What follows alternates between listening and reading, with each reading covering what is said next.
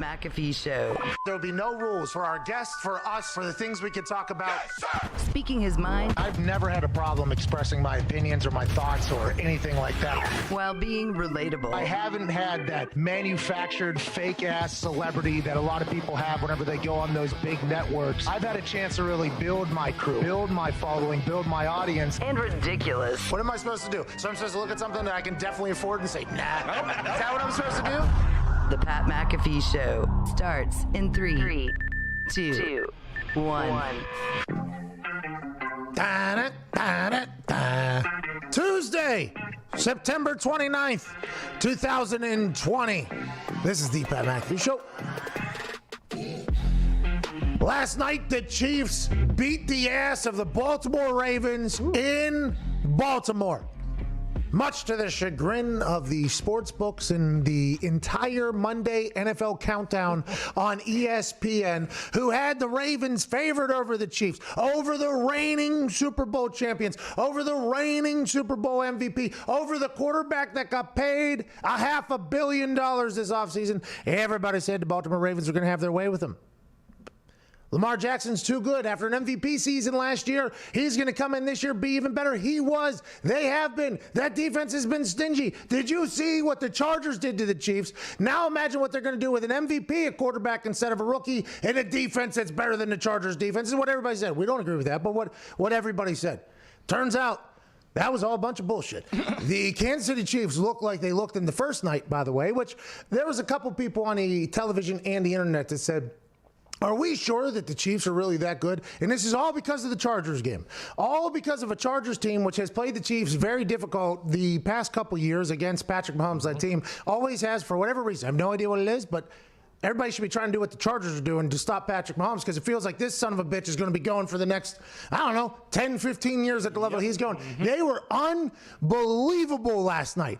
We all assumed in this particular office, mostly me and Gumpy, and I think a couple others, that Patrick Mahomes and the Chiefs are going to bounce back in beautiful fashion. Andy Reid was going to be very much understanding that his team needs to have a big bounce back game. So we'll open up some new wrinkles. We'll make it a little bit more fun, a little bit more interesting. We'll go into Baltimore, which people are calling the game of the year already, and we'll be able to have our way with them. And they did, by the way. And there was a couple new plays that Andy Reid drew up, I think, on his little shield, where it was awesome. There was an underhanded shuttle pass that was on purpose, drawn up, designed to be that way. Cutter. Patrick Mahomes was just running backwards and throwing the ball as far as he can, a la what he did in the Super Bowl to Tyreek Hill to Mecole Hardman multiple times. We had same game parlays all over the place that everybody had the overhitting, and turns out it was the only thing that didn't hit in early. That kickoff, anytime you have a kickoff return, by the way, normally over is going to hit, okay? So anytime there's a kickoff return that's very quick, that's a possession scored, they're getting the ball back who just scored, that's why they kicked off to begin with. Normally your over hits. Instead, Lamar Jackson was not able to do much against this Kansas City Chiefs defense. Now, there was a couple big runs and a couple early shots there that happened, but aside from that, the Chiefs were dominant from the beginning to the end. And I loved every single second of it, mostly because I bet a very, very large amount of money on the Chiefs plus 3.5, the Chiefs money line, and the Chiefs alternate spread at plus -4 or something like that. So I made a lot of money. Now, my same game parlay that would have hit for $35,000 did not hit because Lamar Jackson didn't score and the over didn't hit. Okay, so two things that should have happened, and I would assume would have happened, were maybe the most predictable out of the entire 9-side parlay that I had. Did not hit for $35,000, but I did hit on the Chiefs plus 3.5 money line and -4. I made a handsome amount of cash there, but it was alarming how dominant they looked. We'll talk about that. But the big story of today is it's Aaron Rodgers Tuesday. Aaron Rodgers will be joining us in hour 3 to talk about his dominant performance this past weekend, why he's playing football so damn good, and also what are his thoughts on everyday life, and what are his thoughts on the news that is captivating the NFL land right now. News that we had about 15 minutes before the rest of the world had it, maybe 20 minutes before the rest of the world had it. So our sources told us, okay? And I chose to tweet out that I knew something that was going to come out strictly because this is what I do. Okay, the reason why I do this, I don't want to get in the news breaking game. I do not want to get in the news breaking game. It's a dangerous game. Oh, yeah. Because if you're not 100% accurate, somebody's going to come after you, whether it's your opponents who are trying to sneak the news out before you, or the people you're breaking news about, you not being 100% accurate. So the news breaking game is not one that I want to get into. You got to be a special type of person to get in the news breaking game. We've dabbled. Hey, I've dabbled in the news breaking game, and that's why I've been in their pond before, and I don't want to swim there anymore. Like, it's just not a place. But I would like people to know that if I wanted to, I could potentially dive into that. If I wanted to dive into that world, I could. I don't want to. And also, I would like to let people know that we are a credible place. Like, hey, this is a credible show. We know things that are going to happen just like everybody else does. Just like the big networks that have their insiders and everything. We also have that type of operation. So when I tweeted at 10:14 that there was some rather large news that's about to hit the NFL world pretty soon, just know that I knew. That's all I wanted. I just wanted people to know that we knew. I just wanted people to know that we knew. And that big news was COVID-19 went on to the top rope, jumped as high as possible, and Macho Man Randy Savage elbow dropped the Tennessee Titans. Oh, no. I mean, absolutely bring it down from the clods on the Tennessee Titans. 3 new player positives, 5 new personnel positives this morning or yesterday for a COVID-19 case in the Tennessee Titans building. Mike Garafolo and Tom Pelissero reported that. We could have. Could have. Yeah, sure. I don't think we had the exact numbers, but we did know that there was a COVID-19 outbreak on what team it was and how it was affecting a lot of. We knew a lot of information, and both the Titans and the Vikings, who hosted them Sunday, will suspend in-person club activity starting today. Okay, so there's a lot to unfold here. Everybody assumed that this was going to happen at some point. All right, the internet was, this isn't breaking news. We knew this was going to happen. The reason why it is breaking news is because we just got slapped in the face for the first time something that doesn't happen to the NFL. The NFL is now going to have to change completely for some outside source that they cannot control. So, for instance, right now, COVID-19 has the Tennessee Titans kicked out of their facility until Saturday, it says. Now, the NFL has come out and said, we don't have a set protocol for return to building because each case is different, and they're meeting with infectious disease doctors and maintenance and all this. So they're clean sweeping the entire building. There's all this stuff going on. But everybody has said basically that they're shutting down the building until at least Saturday. This game's supposed to be Sunday. So what's that mean? They don't practice. So what's that mean? This game's postponed. Okay. So now the Steelers, who have done nothing wrong. Never. Steelers have done nothing wrong. Not that the Titans have done anything wrong either. One guy might have had a kid who went to school, and somebody at the school like touched his hand, and then it comes. There are so many different ways for this to happen. So I'm not saying anybody did anything wrong, but no Steelers tested positive. Now the Steelers, since they're playing the Titans, their game is postponed to Sunday. And this is all just assumed, by the way. None of this has come out announced. But if a team can't be in the building until Saturday, game Sunday, let's assume, are they going to travel? Are they going to, like, what are they? There's no way. Like, you can't play the game.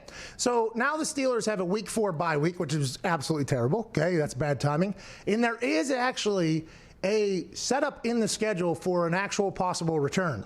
And that comes in week 7. The best solution for rearranging the Steelers-Titans schedule. Steelers-Titans don't play Sunday, which is this particular week 4. Steelers have a bye week. I don't know what the Titans are going to do. I guess they have a bye week too? I don't know. Steelers-Ravens get pushed from week 7 to week 8 because both teams have byes then. Steelers-Titans play week 7. Titans have a scheduled bye on that week 7. So now the Titans will take a bye this week. Steelers will take a bye this week. The Steelers game against the Ravens gets pushed 1 week, and then week 7 when the Steelers will play the Titans because the Titans are already on a bye week. So the NFL schedule makers will hopefully come out and victory parade this and say we knew this was going to happen and say that this is a viable answer or a viable option for this particular situation. But this is the first of what I would assume isn't going to be the only, and it's going to be interesting to see how they balance the games, where they move the games. Will they just postpone the entire week, add games at the end? Because we do know that the NFL has the hotels in Tampa Bay for the Super Bowl for an extra month after what the Super Bowl is scheduled, which is not normal, by the way. I was told that that is not normal.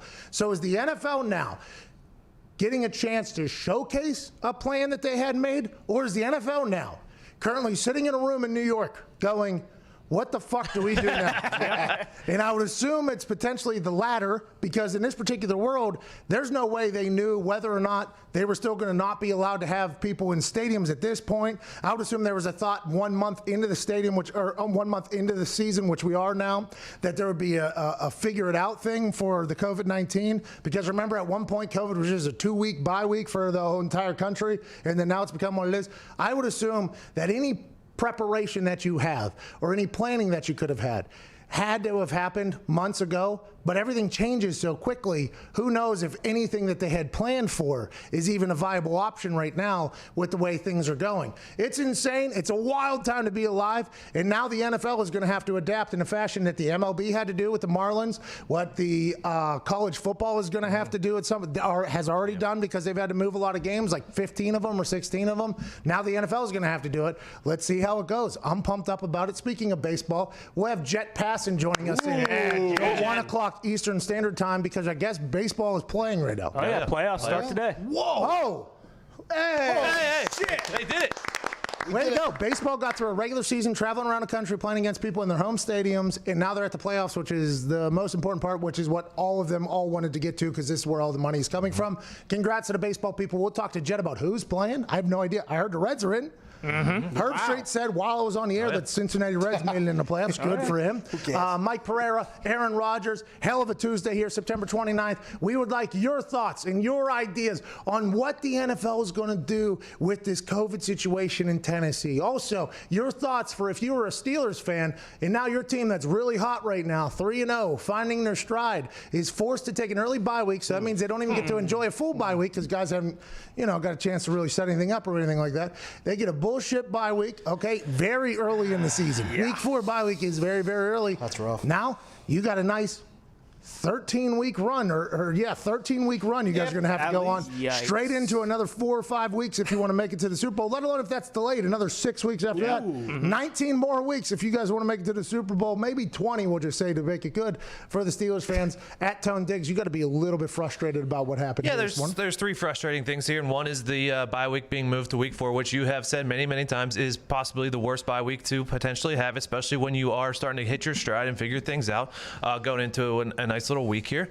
Number 2, only 3 players tested positive. That's going to happen, and it's going to postpone games. That might be an issue. And number 3, and most importantly, this is distracting from Lamar Jackson throwing for 90 yards last night and looking like a piece of shit. Jesus. Tony, that's the MVP. I feel like the Ravens and Lamar are getting a pass today now because of COVID, and that's just not something that should happen. Okay, so diehard Steelers fan, Tone Diggs right there. Respect that. Just had a lot, because your life has been affected It's here. got turned upside down, and the Steelers did nothing wrong here, and it's ruining potentially a good season. Yeah, potentially. I mean, that's a long time on the other side of this bye week for Ben Roethlisberger to stay upright. Oh, no. I mean, that is a long, long time. It was supposed to be, week 8 bye week or whatever. And that is, by the way, that is the perfect time for that's the perfect bye week right in the middle of the season. Right after the Ravens. I mean, it's going to be a black and blue game. You're going to get a nice bye week to heal up and go into the rest of the season. Yeah, but instead, here you are, week 4. Going to have to play the Ravens, which you just said quarterback's a piece of shit, you said? Well, last night he was. Verbatim. I mean, that was wild. Not personally on the field. Oh, okay. All right, good news. They did not look great last night, which has to be good news for the Steelers if you're watching that. Yeah. Because Lamar Jackson came out afterwards and said basically that the defensive scheme that they run is his kryptonite, or their kryptonite. And Diggs, you tweeted out the kryptonite is get ahead and make them have to pass the entire time, which they did not do, by the way. They ran it a lot. He missed a couple balls throwing. They were still running it, though, rather hard whenever they were down. So I didn't fully understand that. But, boy, Patrick Mahomes and the Chiefs 3-0 against Lamar Jackson and the Ravens. And, by the way, that's not just a Lamar Jackson stat. Patrick Mahomes and the Chiefs are pretty undefeated against damn near everybody. Yep. They are unbelievable. So they did not look great. But the COVID thing, let's go back to what you said about 3 people testing positive. That's real. I thought, and I might be wrong, but I thought the reason why you test everybody on such a regular basis is so if a positive comes up, you can isolate said bitch, get them away from everybody, so then everybody else can continue to operate. 3 positive players, 5 positive personnel, contact tracing, who knows how many that is. But if you keep all of them out of the building, why do they have to shut down the entire building, clean the entire thing out, and keep it moving? Because if it was all over the building, then wouldn't more than 3 players, 5 personnel test positive? Or are they just doing this out of an abundance of caution because these are the first positive tests they've had in weeks in the NFL, and they're just worried that it could potentially take out an entire facility? So it was big news also this weekend when Falcons corner AJ Terrell got it, and so the one player on the team had it, but everyone else tested negative, so he sat out and they still played the game. What's the difference between 1 player and 3 players? Well, that's the big thing, is because if you're testing everybody, and that's why the world is so anxious for reliable daily tests that are affordable, right? Because once that happens, allegedly, now everything could get flipped on the side, complete bullshit like everything has at this point. But if everybody can get tested, then you have the ability to separate the people that have it away from the people that don't have it. So the people that don't have it can maybe live their lives a little bit. Yeah. Maybe the people that don't have it can open their businesses back up that they've run for 15 years that they haven't been able to open for 6 months and potentially took every single fucking dollar out of their pocket and everything they worked for if they don't have it. I thought that is what the testing was for. So if you have availability for tests, you can get the people that have it away from the people that don't have it. And if 3 people have it and nobody else has it, that means, have you done a good job of keeping people socially distant and wearing masks? Yes, congratulations, like good job. But now let's keep them out of the building until they don't have it anymore, 2 clean tests or whatever, and then let them back. I'm 100% with you there. I don't know why 3 positives for the players, 5 for the personnel automatically means shut down the entire building. But if that's going to be the case, hey, the abundance of caution that every other NFL team is going to have to show, this sign and warning every other team is going to have to take from this is a massive one. At Boston Connor, I assume Bill Belichick's got that place pretty well locked down. But we have known and heard stories from people like, hey, the person that delivered food coughed on my kid's drink. I grabbed it. I took my finger, shoved it in my ear. Somehow I got COVID. So who knows? This could happen to anybody at this point, I would assume, how every NFL team feels. And they're probably fighting the same fight we're fighting. They're like, hey, if 3 people get it, we're automatically shutting down. I thought that's why we're testing everybody here. Don't they know where they're exactly at all times, that meter thing, that like little wrist thing? At Viva Lazito there with the contact tracing wristband that they're wearing, it's kind of like a whoop band that they have on them. And as soon as you get too close to somebody, it turns a different color and lights up or something. And then it probably keeps that person's thing logged in the frame. It's like, okay, if this person ends up positive in the next 5 days, everybody that's touched it. In the NFL, I would assume everybody, that's probably why. Those 3 players, I would assume, have been in contact or in the contact tracing department with everybody in the locker room. And then the personnel people, 5 of them, they've probably been in contact with everybody. They probably had to just shut down everybody because of contact tracing at this point. That's probably what Do we think it's 3 very important players, and that's why they're canceling? I was going to say, do you think it's possible that Derrick Henry, Tannehill, and like Jonnu Smith got it, so they're like, hey, this is really bad? At Ty Schmidt there, big Packers fan. I don't know. I honestly think that there's a chance that it's the contact tracing thing. Because the contact tracing thing was big for college football teams. Because college football teams, one guy gets it, well, that entire meeting room is out. Now you're out 15 players, and it's like, well, we can't field a team or whatever. So I think it's probably the contact tracing thing if we were to dissect. So although only 3 came back positive, those 3 were dosey-doing with another 30 guys in the locker, maybe playing a cornhole, socially distant game, but you could potentially touch the bag and have somebody else have it. True. I would assume that is where that's at. Showers, I don't know how they're showering. I don't know how that's going on. Towel whipping. They're on a bus traveling. I would assume you're sitting next to people, and while you're walking through the bus, you're probably bing, bing, close quarters. Bing, bing. Yeah, and the Titans just traveled to Minnesota, right? They're all on a plane together, breathing the same air together. Yeah. I would assume it's contact tracing that is the problem here. Yeah, from our friend of the show, Chuck Robinson of Yahoo. Okay, Yahoo Sports still a thing, by the way. Wow. He was told that both Titans and Vikings franchise became aware of the COVID outbreak late last night, early this morning, began contact tracing. It included contact tracing on the Titans' return flight, which is suggestive that an infected person was in a team's traveling party and on the plane. So there we go. By the way, I saw the Colts doing like community events last week. Really? I wonder if those types of things stop. Like legit. Community events are great. Giving back is great. But what if that's what one of the players did Monday, right? Who knows how they...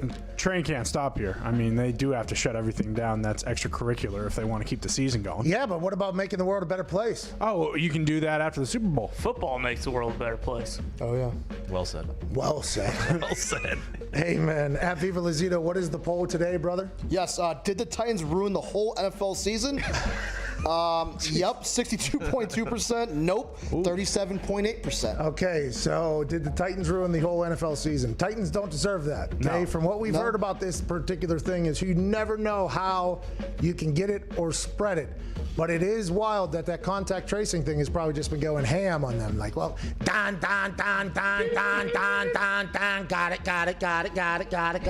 it. And then they all get tested and it says negative. So then it's like, well, who's right? The little fucking wristband? Or the tests? Or were the wristbands created by the test makers because the test makers were under the assumption that COVID-19 spreads if you're even near each other, but the tests are saying no, so is the contact tracing thing even worth it? Well, now we're in a conundrum. And who are those players near who were on the Vikings when they were on the field? All negative tests coming out of the Vikings. Nice. Back-to-back days. That is a big deal. And when you remember back to the MLB, the Yankees shut down because they were playing somebody, or the Phillies shut down because they were playing the Marlins, and they thought they potentially had spread onto baseball while they were throwing a fastball or curveball. And the real problem was the knuckler, because that thing, COVID is just floating on that thing. That's It's just bouncing off. Never know. Turns out nobody on the opposing team has got COVID yet via play on the field. I don't know if that's true. Yeah.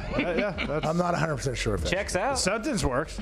But if we go back to the very beginning of this thing, who was that Utah Jazz player that played the bongos? Rudy on the- Gobert. Rudy Gobert. Son of a bitch. Yeah, that was interesting. Rudy Gobert didn't know what we know now, but hindsight, Rudy Gobert made a wild move there. But he got his teammate who was sitting right next to him. Donovan Mitchell. Right? And so that was contact. That's probably when the contact tracing thing started. It was like, okay, now we have to think about not only the person, but who they've been around. Let's make these bands, boom, boom, boom. That's probably what's going on in Titans thing. Everybody got contact traced. Now we have to test everybody numerous times because they said a different test was being given out to the contact trace people. It was like point of something test. The people that have been Point of contact? no, I don't. It felt like they were maybe going to a store or to a doctor, not at the building to get their tests. And I would assume all those people have to pass, 2 negative tests, but it takes 24 hours, those tests. What day is it now? Tuesday. So that's 4 days. That's why Saturday has been the shutdown date. That means the game Sunday is definitely getting postponed or canceled. Okay, I'm happy we figured this out. Sorry we're figuring it out on air alongside you, but at least you know why we feel the way we feel because you've heard literally every single thing we've felt. Mike Pereira joins us on the other side. He won't be talking about COVID taking out the Titans, but we will be talking about the state of NFL officiating. The man from Fox, who is a legend and electric, will join us on the other side. This is the Pat McAfee Show, Tuesday, September 29th.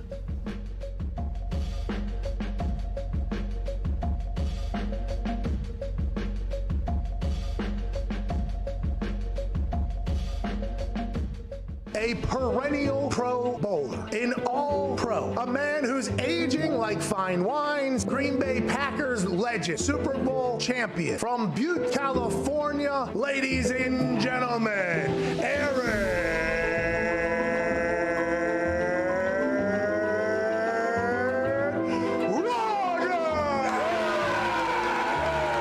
Please tell me that that's going to be a one-time thing.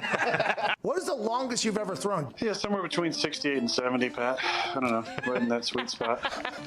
69 yards is how far you threw it. Nice, congrats. Hell yeah! Of course you have, by the way. Of course you have. That doesn't get you going for a game? Are you kidding me? No, but I have a funny Creed story. So, in 2007, we're playing the Dallas Cowboys on Thursday night. We're 10-1. I have long hair. I'm a backup.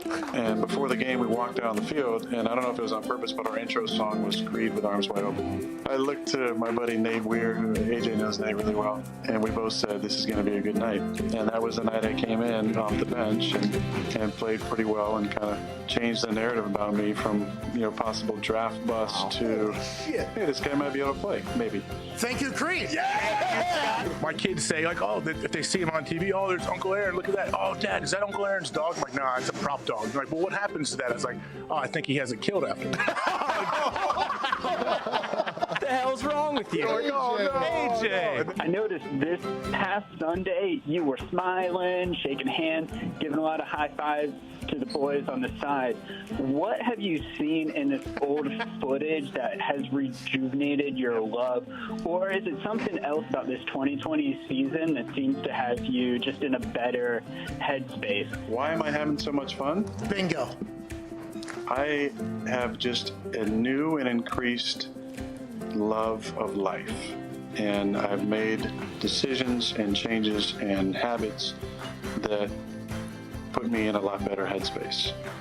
And there's just a lot of things that have come together in my life over the last few months that have really been enjoyable and reminded me, given me perspective on life and in football to view things through the most positive lens I possibly can. And that's why I'm having so much fun.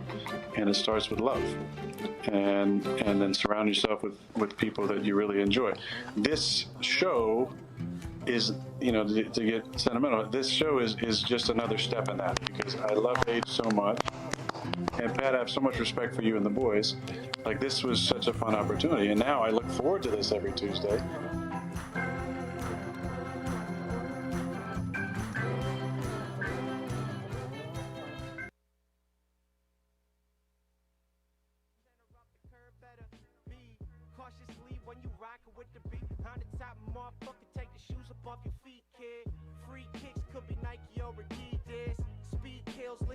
Voice of reason, deep breaths, yes, don't fight the feeling.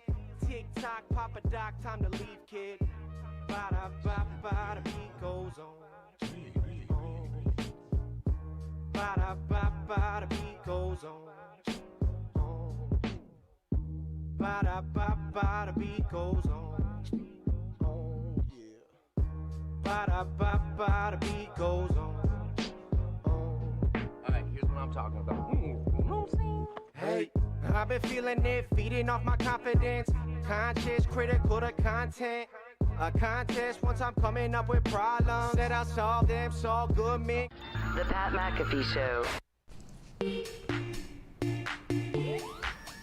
Connor, who's this? It's William H. Who's that? I don't know.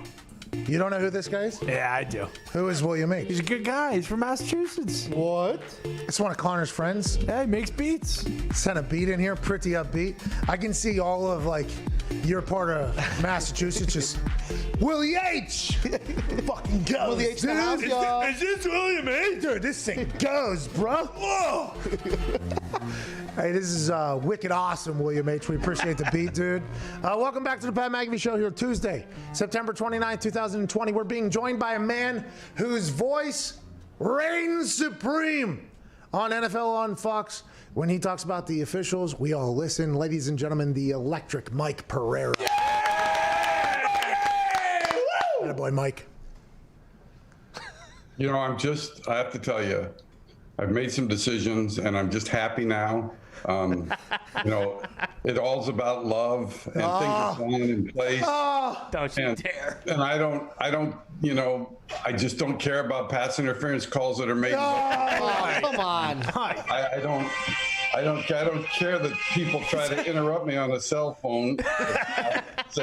When I'm on with Pat McAfee. Excuse me. If I'm on with Mad Dog, that's okay, but not with Pat Chris Mad Dog Russo didn't deserve it. Mike, thanks for joining us. It is Aaron Rodgers Tuesday, so I'm happy you and him share a mindset together. Man. Honestly, can I just say, I so enjoyed watching him play the other night. I mean, just to see him smile and look at with LaFleur point, he's having so much fun, and I love that type. I don't really like the choreographed stuff at the end of plays. I just like smiles and things. It was great to watch. Yeah. It seems genuine, Mike. It really does. And that's why when we got to that in the conversation last Tuesday, which we'll probably dive in a little bit more here in hour 3 of today's show with Aaron Rodgers on Aaron Rodgers Tuesday, being joined by Mike Pereira, a legendary ref. Whenever he started talking about how he started looking inside and being the best version of himself, I was like, this guy might not get stopped this year. Because when you're happy, I feel like you perform your best, Mike. That's just how I feel. To me, when you're happy and healthy, let's throw in the health issue of it. I always said that to officials. You must be healthy. Mike. You have to be. Mike. Because if you think about the fact you don't feel good, you can't perform at your optimum level. Mike, I believe I was healthy before your ringer just blew a hole in my eardrum right there in the back of your statement right there, Mike. They must have known. They know I'm on your show. They're just so excited. Okay, you won't hear it again. Mike, we're excited too. Let's talk about the officiating. So you read off a stat, I believe it was last Thursday night. And by the way, they just let you kind of have your own little piece there at the jump. And I was pumped for you. I'm like, okay, here we go, Mike. And you delivered it well. It was like you're the host of the show. You talked about how less flags are being thrown this year than definitely last year, but in a long time. And did I hear the number right? 170 some holds to compare to 50 some this year? Or did I get that number wrong? 59 compared to 175, I think it was, in the area of holding, which, by the way, really leads to more offense. It does, because you don't have as many offensive holding penalties. But I like it. It's the officials were so at a disadvantage coming into the season because they had no preseason, they had no training camp, they had no in-person clinic, and they had 11 brand new officials that haven't worked on this level, at least in the regular season, ever. So to me, I was really concerned about how they would react. But the direction that the league gave them, I thought was very interesting, because they said, make your foul calls clear and obvious. So in other words, especially if you're a new guy, don't worry about throwing if you're not really sure, make them clear and obvious. And so obviously they have. And then, I said it before the game on Thursday night. The only reason I got some airtime, it was Thursday Night Football on NFL Network, not on Fox. The thing is, going into this week, I thought, okay, we're going to probably see the numbers tick up in week 3. Holy mackerel, did they tick down? Which I don't know about the basic general fan, but to me, I like football that way. I like it with less interruptions. I like it with less what I would call iffy type of foul calls. So they have followed the mandate, and I think they have performed well. They will always make some mistakes. It's impossible not to. They have made some administrative errors that involve replay, that could involve replay, that they haven't corrected, but I think they'll get to that. But overall, I think, Pat, they're doing a better job than I expected them to do. Not just a better job than you expected. I think a better job than we've seen in some years. And I think that clear and obvious and egregious call, is that something, I hope this is something that the NFL carries into it, because I think the narrative is, as soon as you see a couple of those calls get called, and then we can zoom in on it, it's like, you start to think like, oh, this ref wants the game to be about them as opposed to the game itself. Is that a narrative that is misfounded, or do you think there are some refs out there that are like, okay, I want people to know that even if it's a ticky-tack thing, I see all out here. I'm a guy or lady on the field that if I see a little bit of something, I want people to know I'm the best ref there is. Is there a little bit of that, or do you think just some guys and girls in a moment, they're just like, I think it's a call?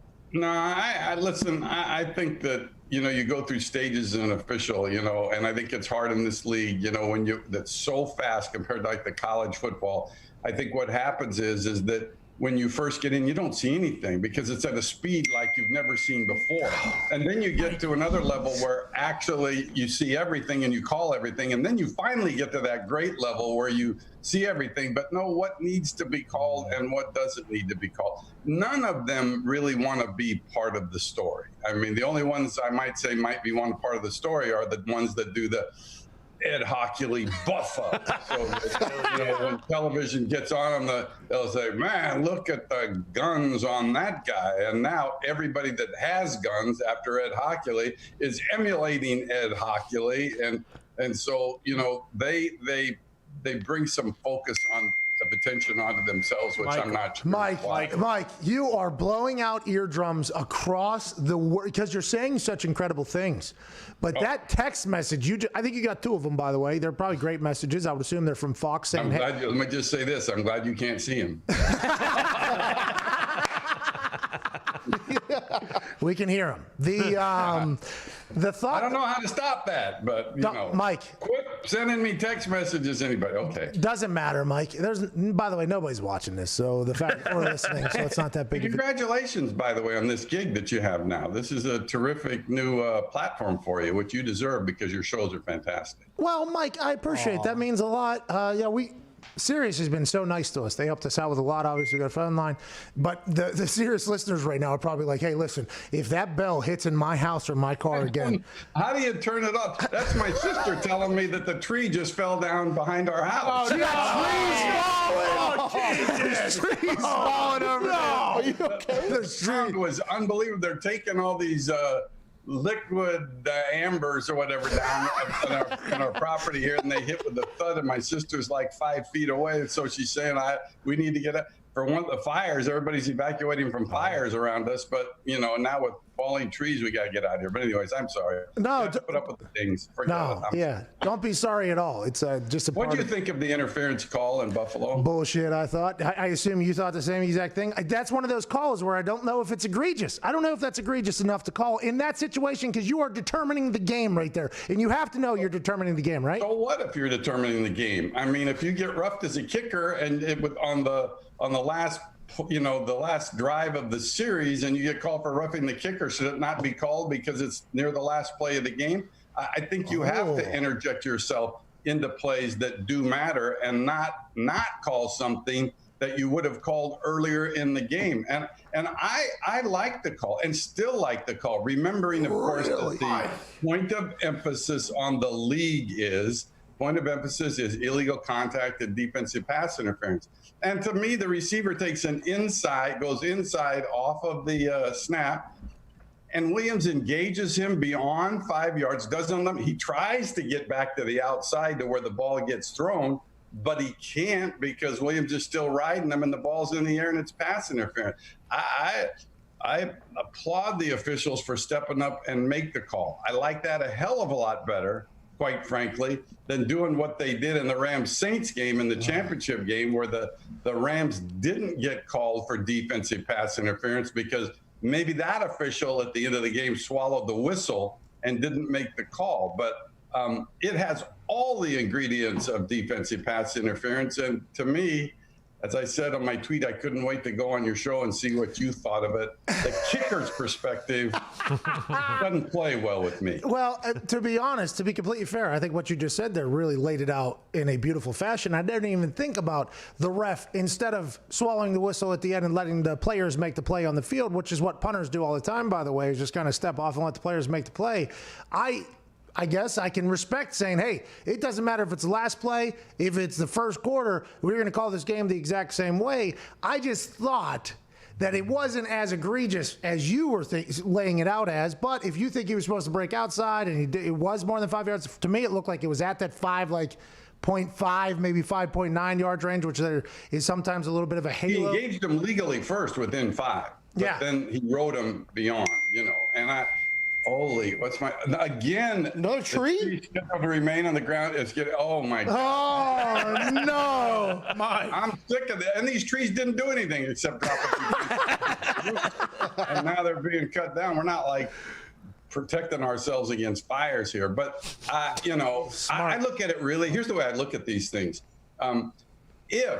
And let's say I would go back to what I used to do, which is grading games, the way that the NFL grades games in New York. If that had not have been called, would I have downgraded the official for not calling it? And the answer to me is yes, because it had to be called. And if he didn't make that call for pass interference, there would be the equal uproar in Buffalo saying, why wasn't, at least coming from the Bills football team, they would be, so why wasn't this called? This meets the requirement of the point of emphasis, and they would have a very strong point. So while there seemed to be a lot of things I disagreed with, and I didn't make many fans in the New York office this past weekend, but it wasn't that one. I think that was the right call. Do you? I don't even want to ask you if you get any messages from them, because I would assume. They don't. I would assume that you do. Why do people say I don't want to ask you, and then they go ahead and ask you? I don't. Well, because I didn't want your answer. I was just going to say that I probably should. I was just trying to display the fact that I should have asked you that question, but I'm choosing not to because I don't want you to dive into that conversation. Because I get messages from people, much like I just got from you about that pass interference call, about things that I say. So I very much respect your entire secrecy there. But let's move past that. The point of emphasis thing is a massive part of the game, because in the NFL, you'll have a Wednesday team meeting, or maybe Thursday or Friday, I forget what day it was, but an entire video will be shown of, hey, this is this week's point of emphasis. So if it's offensive holding, like the entire offensive line knows, like, okay, if this is what the point of emphasis is, the refs are going to be looking to make these calls, because the refs then are in good graces with the people who are deciding what the point of emphasis are. Now, I don't want to say like cops. I think there's the old thing like if you get as many speeding tickets in a week or in a month, there's a query you have to get to, you get a bonus. But it does feel like for those points of emphasis, refs, if they call a call that is the point of emphasis, it's almost like they're given a bonus by the NFL. And if you said that defensive pass interference was the point of emphasis, I'm surprised we didn't see a bunch of flags then this past weekend for that. Well, it's illegal contact is really the point of emphasis, and then it turns into defensive pass interference when the ball is in the air. By the way, is there any way you can move my picture back a little bit, because I have a sty on this.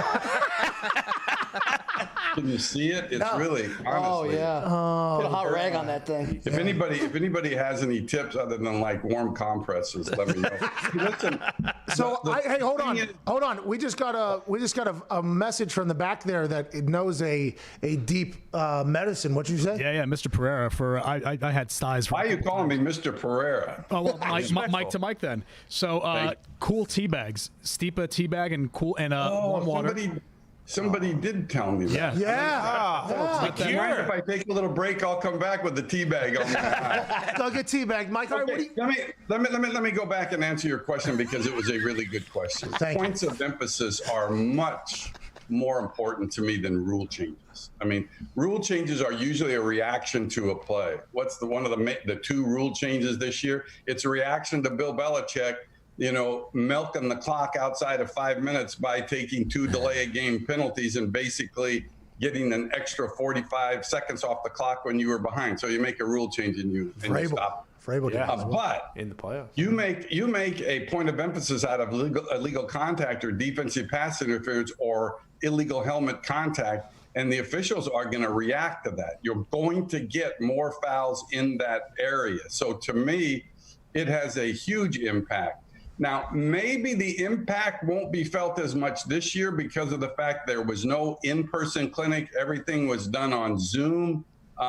So we haven't certainly seen much of an uptick in illegal contact calls. But, to me, I always said, man, if you make like last year, remember, what was the first point of emphasis last year? Offensive holding on the backside. So what happened was, boom, 90 called in the first week. 90 called in the first week. This year in the first week, without offensive holding being a point of emphasis, how many were called? 20 versus 90. Wow. So it has a huge effect. By the way, after 2 weeks last year, they had a conference call with the referees and say, whoa, we're killing the game here. We're taking this too literal. But when you say it's a point of emphasis, that has a tendency to happen. Can I have Mike Pereira Wednesdays like there's Aaron Rodgers? Ooh, Mikey. Wednesdays. Wait a minute, I'm playing golf on Wednesday. Can Aaron move to Wednesday? Yeah. We'll ask him for sure. Monday's Overreaction Monday. Aaron Rodgers Tuesday. Wednesday is quite a debt. If you could find some time, maybe the 19th hole or something like that, that'd be fun. Oh yeah, I'm like the 19th hole for me. I actually play the 19th first. Before Me too, by the way. I think it makes you better at golf. What do you got coming? Mike, Pat always talks about former players watching their specific position. As a former Hall of Fame referee, do you watch refs announce their calls and make their calls and critique them as they do it? Yeah, I do. I mean, listen, I've become more of a fan of the game, but still not like a regular fan. And it makes no difference, honestly, if it's football or the NBA or Major League Baseball. I just watch officiating. I mean, it's ingrained in me. And I watch I look at things differently now. Maybe I look at them like, would I have done something differently if I was still in charge? And like, I look at replay now, and it's just replay's killing me, quite frankly. And it killed me last year. Thank God they got rid of this passing. No, Mike, you just ran into a buzzsaw. No, Mike. No, it wasn't the concept. It was the execution. It wasn't the concept. It was the execution. People that should. Well, it was. I disagree with that, because people always attacked Al Riveron. That was the wrong guy to attack. That was me. That was me. Who should I have been attacking? You should have contacted the people that made the damn rule. No, Alberto Riveron's job is to execute the rules. No. You don't need to make up your own rules, Al. This isn't the NFL. This is the NFL. Hey, go kick one into the kicking net. No! All right. Oh, yeah. That blow a whistle, swallow one, too. Shut up. You pretend like you're Al Riveron right now, okay? Just pretend. Okay. Go with me here. I'm blind. Go with me. Don't say anything. Okay, I'm the competition committee. Hey, Al. Okay, we're going to make this reviewable. Okay. Now, here's the deal. I want you to have a different standard for pass interference than the officials have. So even though by the officials, even though what is pass interference for them and is the right call or the wrong call, it has to be bigger than that. You have to go back and think about New Orleans and the Rams and how big that was. So if it's not huge like that, then you lay off of it and don't change your call or don't. So now you get this standard, Al. By the way, he's Cuban. He's probably smoking a cigar. So you get this standard that is different than what the officials have to call. So then you see a play and you go, okay, yes, it's interference, but is it big enough for what the competition committee wants me to call? He was doomed. No, he's not. And I've never felt dumber than I just felt there while I was imagining myself as that still feel person. like a stooge. Everybody on earth agreed with every single call that he disagreed with. It didn't make any sense to us. Now, granted, how'd you like to be a coach? Let's be Tony Dungy. How about this? And Tony Dungy sends in a play and says it should have been pass interference on New England 23. Whoa. Probably. You get the response you get back from the league is, yeah, you're right, but it just wasn't big enough for me to get involved in. What? What if you're Tony Dungy? So I'm like. So is the execution. Defense of Al Riveron on that.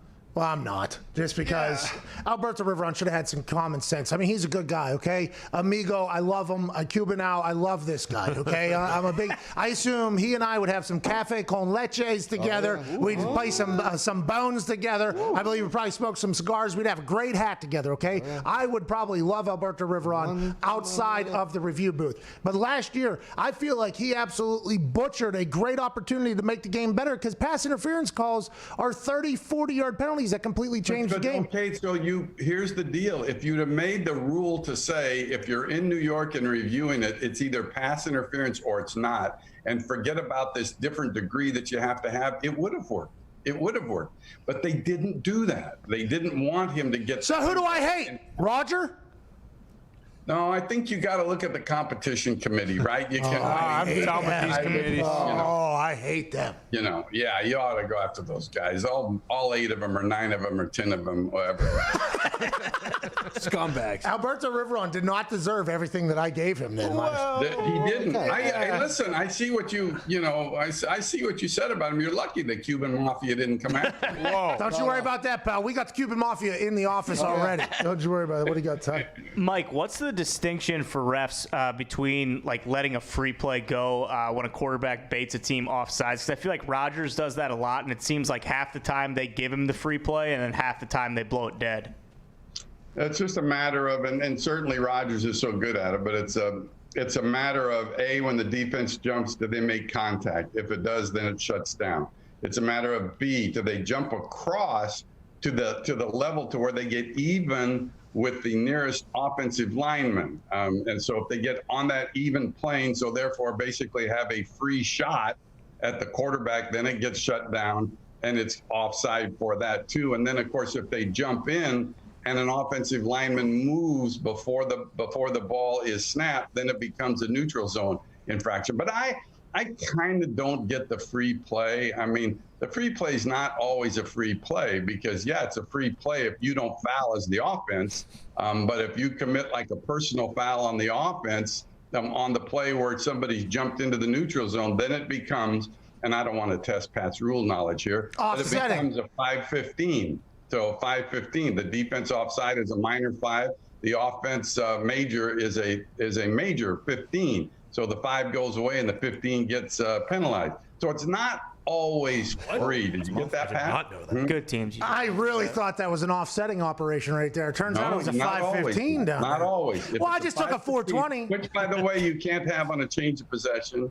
So if it's a change of possession play, then they offset. It's why this rule book is just so easy to learn. Yeah. Hey, Mike, Cuban Seed here. By the way, we disowned Al Riveron. Wow. By the way. But for the Allen Robinson touchdown that got turned over, why did that happen? You're built like Al Riveron. What does that mean? Oh, my God. See, is the chain? Huh? Mikey. Go ahead. What was your question? Allen Robinson, what happened with that touchdown? I have no idea. I think Al Riveron made a terrible decision. Oh, wow. There it goes. Unbelievable. You know, to me, he goes up in the air and he possesses the ball in the air, comes down to the ground. The defense then comes away with the ball. And to me, the key on that one, it was ruled on the field as a touchdown. Al thought that there was clear video evidence that he didn't have control of the ball. Robinson didn't on the way down to the ground. Maybe, but I don't think it was clear and obvious. And if you were to go back and compare it in the Buffalo game to the Croft play, where the ruling on the field was an interception by the Rams, there was offensive pass interference, but Croft got the ball clearly first and then went to the ground. And to me, it was clearly a catch. And then they stayed with that one as an interception. So, listen, he has his own reasons. He and Russell Yerk, his guy, they felt there that maybe the officials saw something that they couldn't see. But, you know, I get the fact that in both those situations, I didn't really agree with the decisions. I know what they're thinking, and I always try to call them when I don't agree to see why, but their thinking really didn't jive with what I think. You know what, Mike? Hey, good for you, Mike. Yeah, Mike. You hear yourself? You just disagreed with Alberto Riveron. That was really nice to hear. A little shred of truth. He can take that cigar and shove it up the hole. Mike, but he likes good Cabernet. I like him. It's actually he likes good Cabernet, and he actually bought once, you know, which impressed me. Oh, wow. Good for him. Guy. Oh, he's the head. Yeah. Of course, he expensed it to the NFL. Ladies and gentlemen, rules expert for Fox, NFL legend and OG body shamer. Ladies and gentlemen, Mike Pereira. Thank you, Mike. We appreciate you, bub. You got it. He was awesome. Yeah, I didn't know 80-year-old men could dunk still. Bro, I'm going to tell you, I'm getting called Zito Riveron right now. I don't like it. I don't like it one bit. I did not know that Al Riveron was Cuban, by the way. I did not know that. Yeah. That was that Buffalo Bills pass interference. If he just would have okayed and agreed with everything that Alberto Riveron and the refs did throughout that whole conversation, I would not have taken anything he said serious, because obviously he's just looking out for the refs who already have a very difficult job, which I've accused Alberto Riveron of doing, just agreeing with the refs because their job is hard. But him coming out and saying, well, that call was bad too, makes me reconsider that Buffalo Bills pass interference, because in my eyes, I'm like, hey, fourth down, you are 100% determining the game here. Just like nobody wants to see a punter or a kicker determine a game, nobody wants to see a ref determine a game either. So we're kind of in the same boat there. Their job's much harder and you have zero, nobody likes you. For a punter, like the other team likes you when you come on the field because they're, you know, whatever. Refs, nobody's there to cheer for the refs. Everybody's just there to keep moving. So it's a very difficult job. But I doubt that pass interference was a bit ticky-tack. I don't think that was clear and obvious, which is what he led off the entire conversation with. Listen, we know that also, I didn't know, but we know that Riveron did a bad job last year, but did not know that he wasn't just deciding with pass what interference. we thought he was deciding. He was deciding, yeah, but is it big enough? Is it a paramount pass interference? By the way, you're putting Alberto Riveron in a terrible position. Yeah. And I'm surprised at some point, and this is not me like tooting my own horn, I'd assume Al knew what we were saying and heard what I was saying. People hear what we say, right? Yeah, I would think so. On the internet, things get going. And it's something that we have to look out for, by the way. I'm surprised nobody reached out and was like, hey, Dick, take it easy on Al. Like, Al's trying. He's not allowed to unless it's egregious, like insane. I'm like, Okay, well then I'll go to bat for Al. I'll go to bat for Al. But now won't be able to do it because they took the rule out. Mike also forgot to mention that they were giving him a Brinks truck for. Ladies and gentlemen, gym shorts with a built-in silky soft inner liner that makes underwear obsolete are available, and they also make the best pants that anybody has ever worn. Ladies and gentlemen, say hello to Bird Dogs. Yeah. Bird Dogs, the most comfortable shorts and pants that have ever been created. Bird Dogs actually plucked the designer from Lululemon. Mm-hmm. Now they're making Bird Dogs pants that are more comfortable than Lululemon pants, and they also make underwear obsolete because they figured out how to put the softest, most comforting material around your thighs and your goods, and you don't have to wear any underwear. Say goodbye. The shorts that I have 5 of them. I'll wear them to bed, I'll wear them to a workout, I'll wear them to a meeting, I'll wear them anywhere. They're all-terrain shorts, and they're more comfortable than any other pair of shorts I've ever put on, and also their pants. Go to birddogs.com right now and enter promo code SPORTSTALK, because that's what this show is, and they'll throw in a free pair of nunchucks. Yes, a free pair of nunchucks. A murder weapon will come when you go to birddogs.com and enter promo code SPORTSTALK for the most comfortable shorts or pants you've ever worn. Hour 1 wrapping up right now. Hour 2, we have great conversations with incredible people. This is the Pat McAfee Show, Tuesday, September 29th.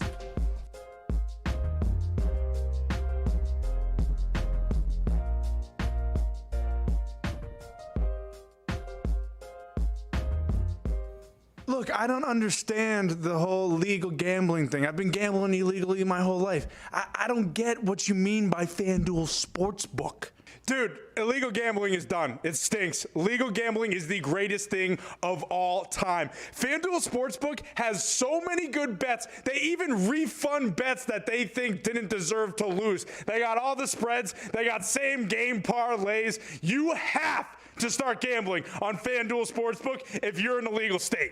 And that's not the only thing. They make it so easy to withdraw and deposit money. You can just link your bank, deposit whatever you want, withdraw whatever you want, whenever you want. Yes, I mean, this truly is the greatest sports gambling app out there. He's right about the banking. It is the greatest, but you really don't understand the bets that this sports book has. They have in-game bets. They have in-game parlays, and he said it, but I'm going to say it again. The odds at this place are the best. And once you download FanDuel Sportsbook, we are going to take all of their money. All of their money. Right? Right? Right? FanDuel! FanDuel! FanDuel! FanDuel! FanDuel! FanDuel! FanDuel! FanDuel! FanDuel! FanDuel!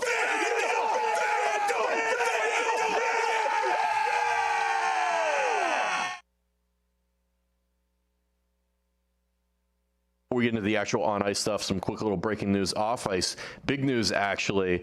Come on, guys, quick. Let's give a round of applause to Goldberg. He's back. Goldberg's back. He's off the meth. Sean Weiss, 230 days sober. Remember that viral mugshot that went all over the internet earlier this year? He's got new teeth.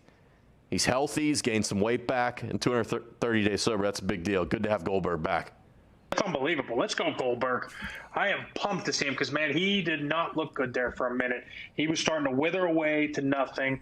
He had a heck of a tan, though. I mean, an unbelievable tan. But, man, I'm glad he's back. I'm glad he gained some weight back. I'm glad he's got new teeth. Maybe we get a D, what are we on, D4, D5? Is that where we're up next? They got a new series coming to Disney Plus, so maybe we get a cameo from him because they obviously did not cast him because of said meth.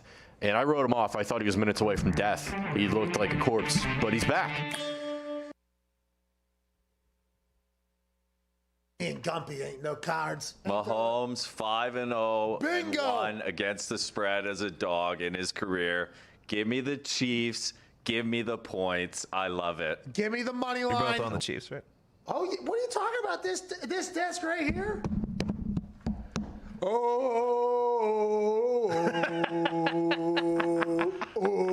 Listen, I get it, and I love you taking them. I do, but I don't have enough money in my bank account to just be taking things all willy-nilly. Well, that's because you cashed out. But the thing about this is, whenever you're talking about playing in Baltimore as opposed to playing at the home of the Chiefs.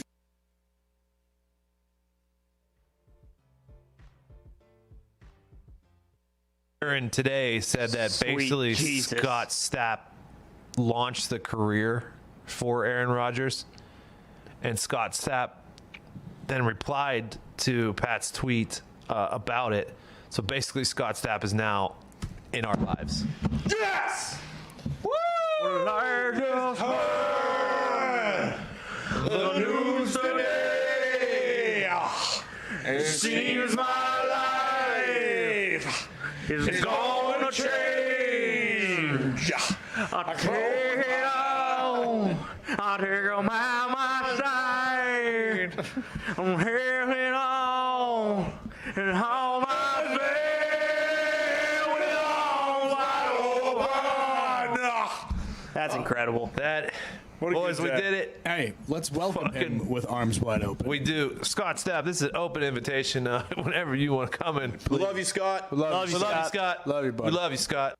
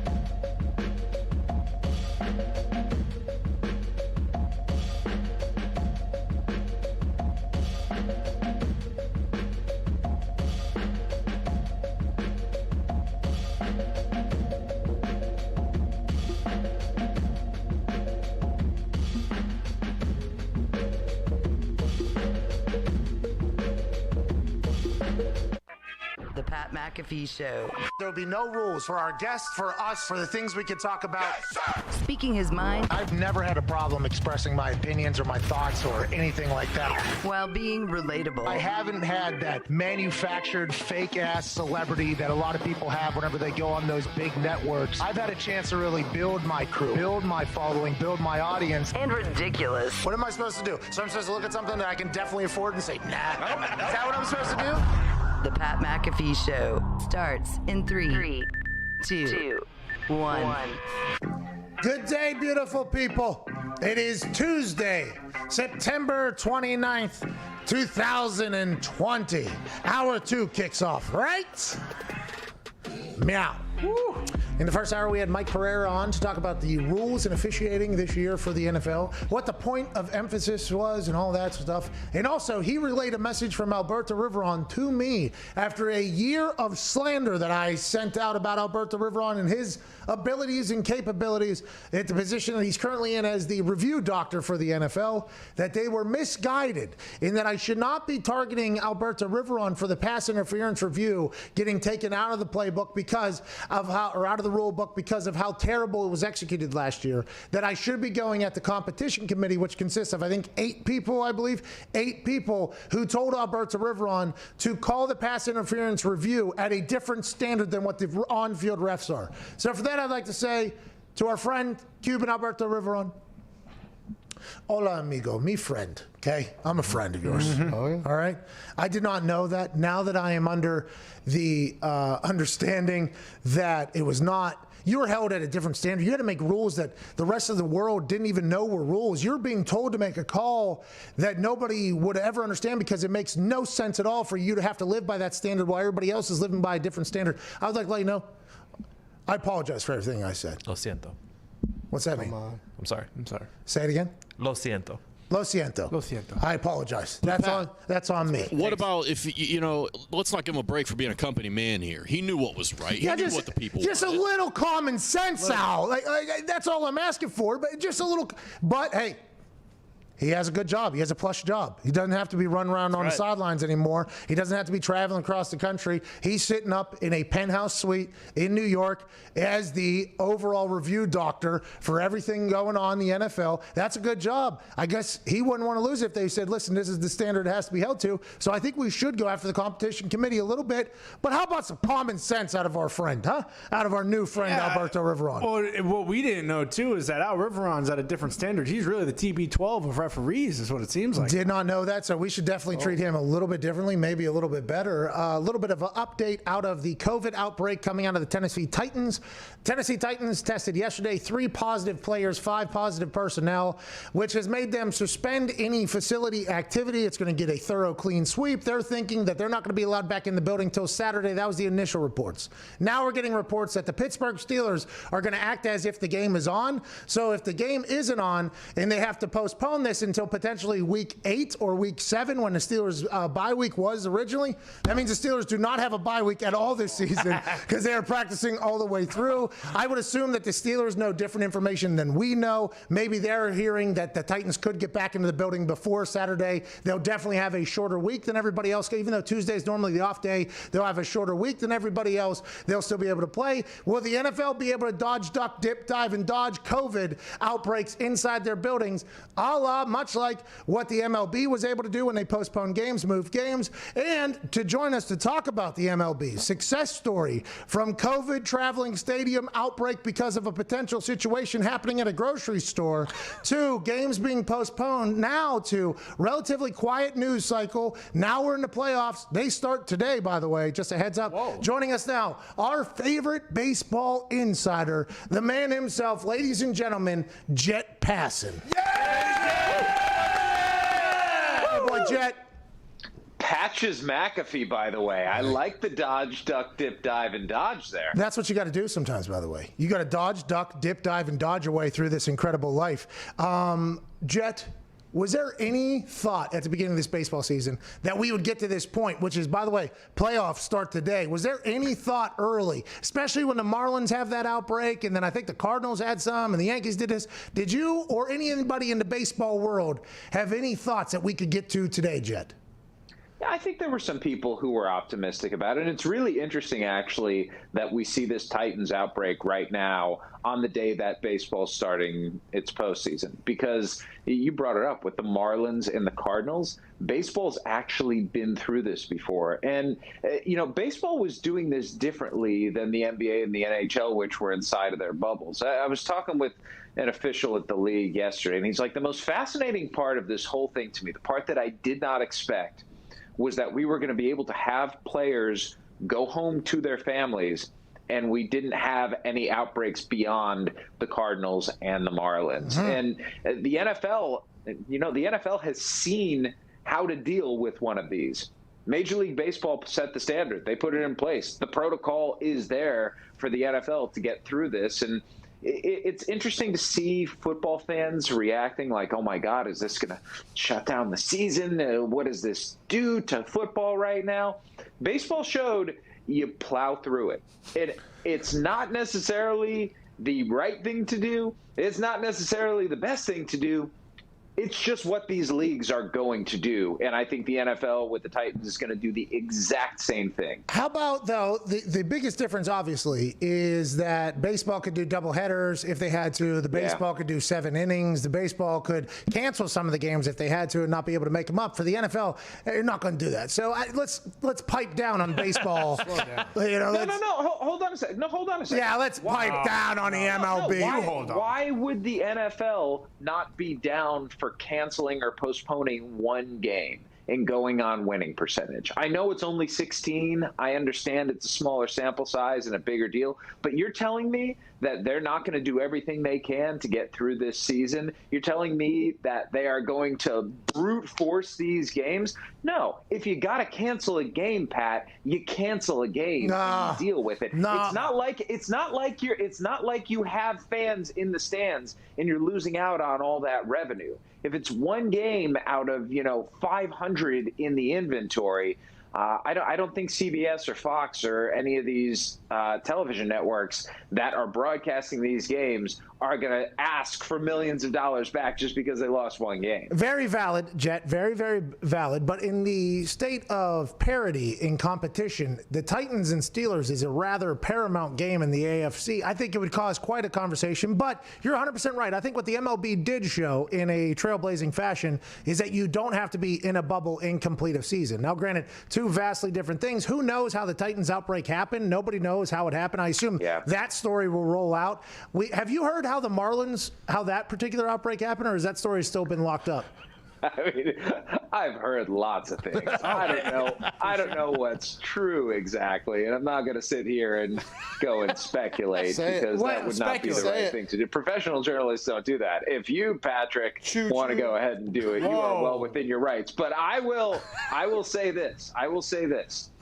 The fact that the Marlins, the Cardinals, and the Buffalo Blue Jays, the three teams that had the most adversity of any in baseball this year, are in the MLB playoffs among those 16 teams is kind of a testament to me to how resilient teams can be amid all of this. You know, you can have a COVID outbreak and still be a playoff team. You can spend your summer in Buffalo, which I have done, by the way, and which I enjoyed as a 19-year-old who spent many a night crossing the border, having a couple of sips. And I would love to say Ubering back, but Uber did not exist then. So we're not going to talk about that. No, yeah. But did you go to the Mushroom Bar up there?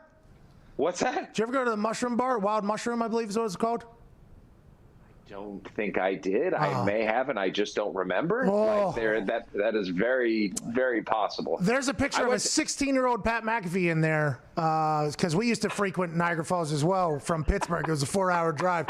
I'm not sure if the place is still open or not. There's a picture of a 16-year-old Pat McAfee in there having the time of his life. I love Niagara Falls up there. Hold on, 16? How did you, were you just an adult-looking child, or did you have a really good face? Cut to my brother's face real quick. This guy is 4 years older than me there. Our faces look exactly, pretty damn near similar at this point. Yeah. So I was Jason McAfee for a long, long time in Canada and in America. It was awesome. But anyways. Yeah, I was Jonathan Cromwell back in college. Jonathan Cromwell, if you are watching the Pat McAfee show right now, thanks, buddy. I really appreciate it. Let's talk about the playoffs, though, because it's starting today. I believe the Cardinals and who was the other team? And the Tigers were the only team that didn't play every game that they were scheduled to play or get them in. Did that come up in any adversity talk that they weren't able? Because I remember the sky was falling when some players or some teams weren't going to be able to play 60. Turns out only 2 teams weren't able to. Did they make it in? What's a big matchup? Who's the favorite right now? I know nothing about what's going on in the baseball world, and I'm not embarrassed to admit it. I know nothing what's going on in baseball right now. Hey, Pat. That's why I'm here. Yeah! Jet. That's why earlier today someone tweeted at me, "Hey, when are you going to be on the Pat McAfee show?" That's true. And I said, I sent you that tweet. When am I going to be on the Pat McAfee show? And you FaceTimed me, and I felt really good. It looks like you were in a coffee shop. You were in your office. It's a pretty good space right now. A lot of millions of dollars to buy you that space. I'm down with it, McAfee. Well done. As for the state of baseball right now, I'm going to try and go over. I'm going to try and go over all the things you talked about.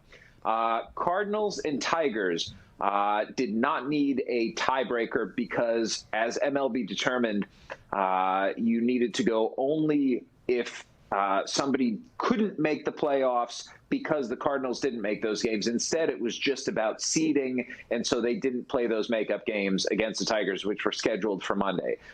Favorite in Major League Baseball right now, got to be the Los Angeles Dodgers, 43-17 during the regular season. They are stacked in their lineup. They're stacked in their bullpen. They're stacked in their rotation. They are the team to beat, and to do it for the first time since 1988 when Kirk Gibson limped around the bases after homering off of Dennis Eckersley. Best series, I like the Braves versus the Reds. The Braves offense is nasty. Freddie Freeman, Marcell Ozuna, Dansby Swanson, Travis d'Arnaud, Ronald Acuna Jr. You can go on and on. And then with the Reds, you've got Trevor Bauer, Luis Castillo, and Sonny Gray, maybe the best 1-2-3 starting punch. And remember, Pat, these wild card series that we have, 8 of them over the next 4 days, are 3-game series. Every pitch counts. Every pitch does. Did you say what I think you said? Counts, right? Counts. Okay, I'm gonna skip that one. Pittsburgh. American League, Yankees. If I'm a Yankees fan, I'm a little worried right now, Pat. Tonight we've got Garrett Cole against Shane Bieber. Quite a 7 o'clock Eastern, ESPN. Bieber has been the Garrett Cole of the 2020 season, best pitcher in baseball this year, going to win the American League Cy Young. And if they go down 1-0, the most interesting number about the Yankees this year, against teams that are 500 or better, the New York Yankees are 10-17. They beat up on the Red Sox, they beat up on the Orioles, and they were mediocre against everyone else. Oh my God, Jet, that's a heartbreaker for Ty. I did not know that the Yankees stink. I kind of wish we've been following along with that storyline. Can we talk about your Reds, Trevor Bauer? What's this bubble talk that he's not happy about?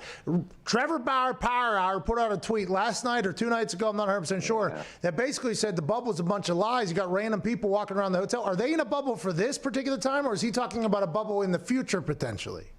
Trevor's always aggrieved. It's part of his charm. You know, if Trevor's not angry at something, no, I'm serious. If Trevor's not like angry at something, he's not motivated. And if he's not motivated, then he can't go out and do what he's done, which is win the National League Cy Young this year. Woo! And angry Trevor Bauer is fine with me. He's going to complain about things. I tell him all the time. He complains too much. He likes complaining. It's okay.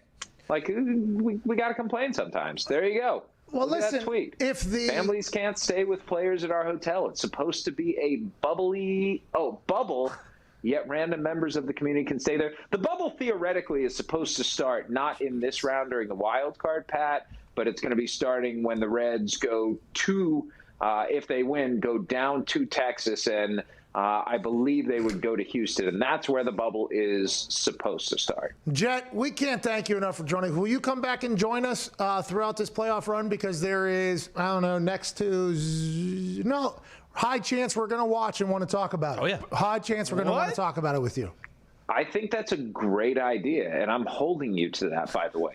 Not on Mondays. Can't have you on Mondays. Almost stepped in it there. Hey, can't have you. Tuesday, Wednesday. Can't have you on Mondays. Tuesdays, Wednesdays, good days for Jet Passing, though. Tuesday. Hold on. Can I be the lead-in to Aaron Rodgers at some point? You kind of are right now. If this was to go for another 46 minutes. Or so.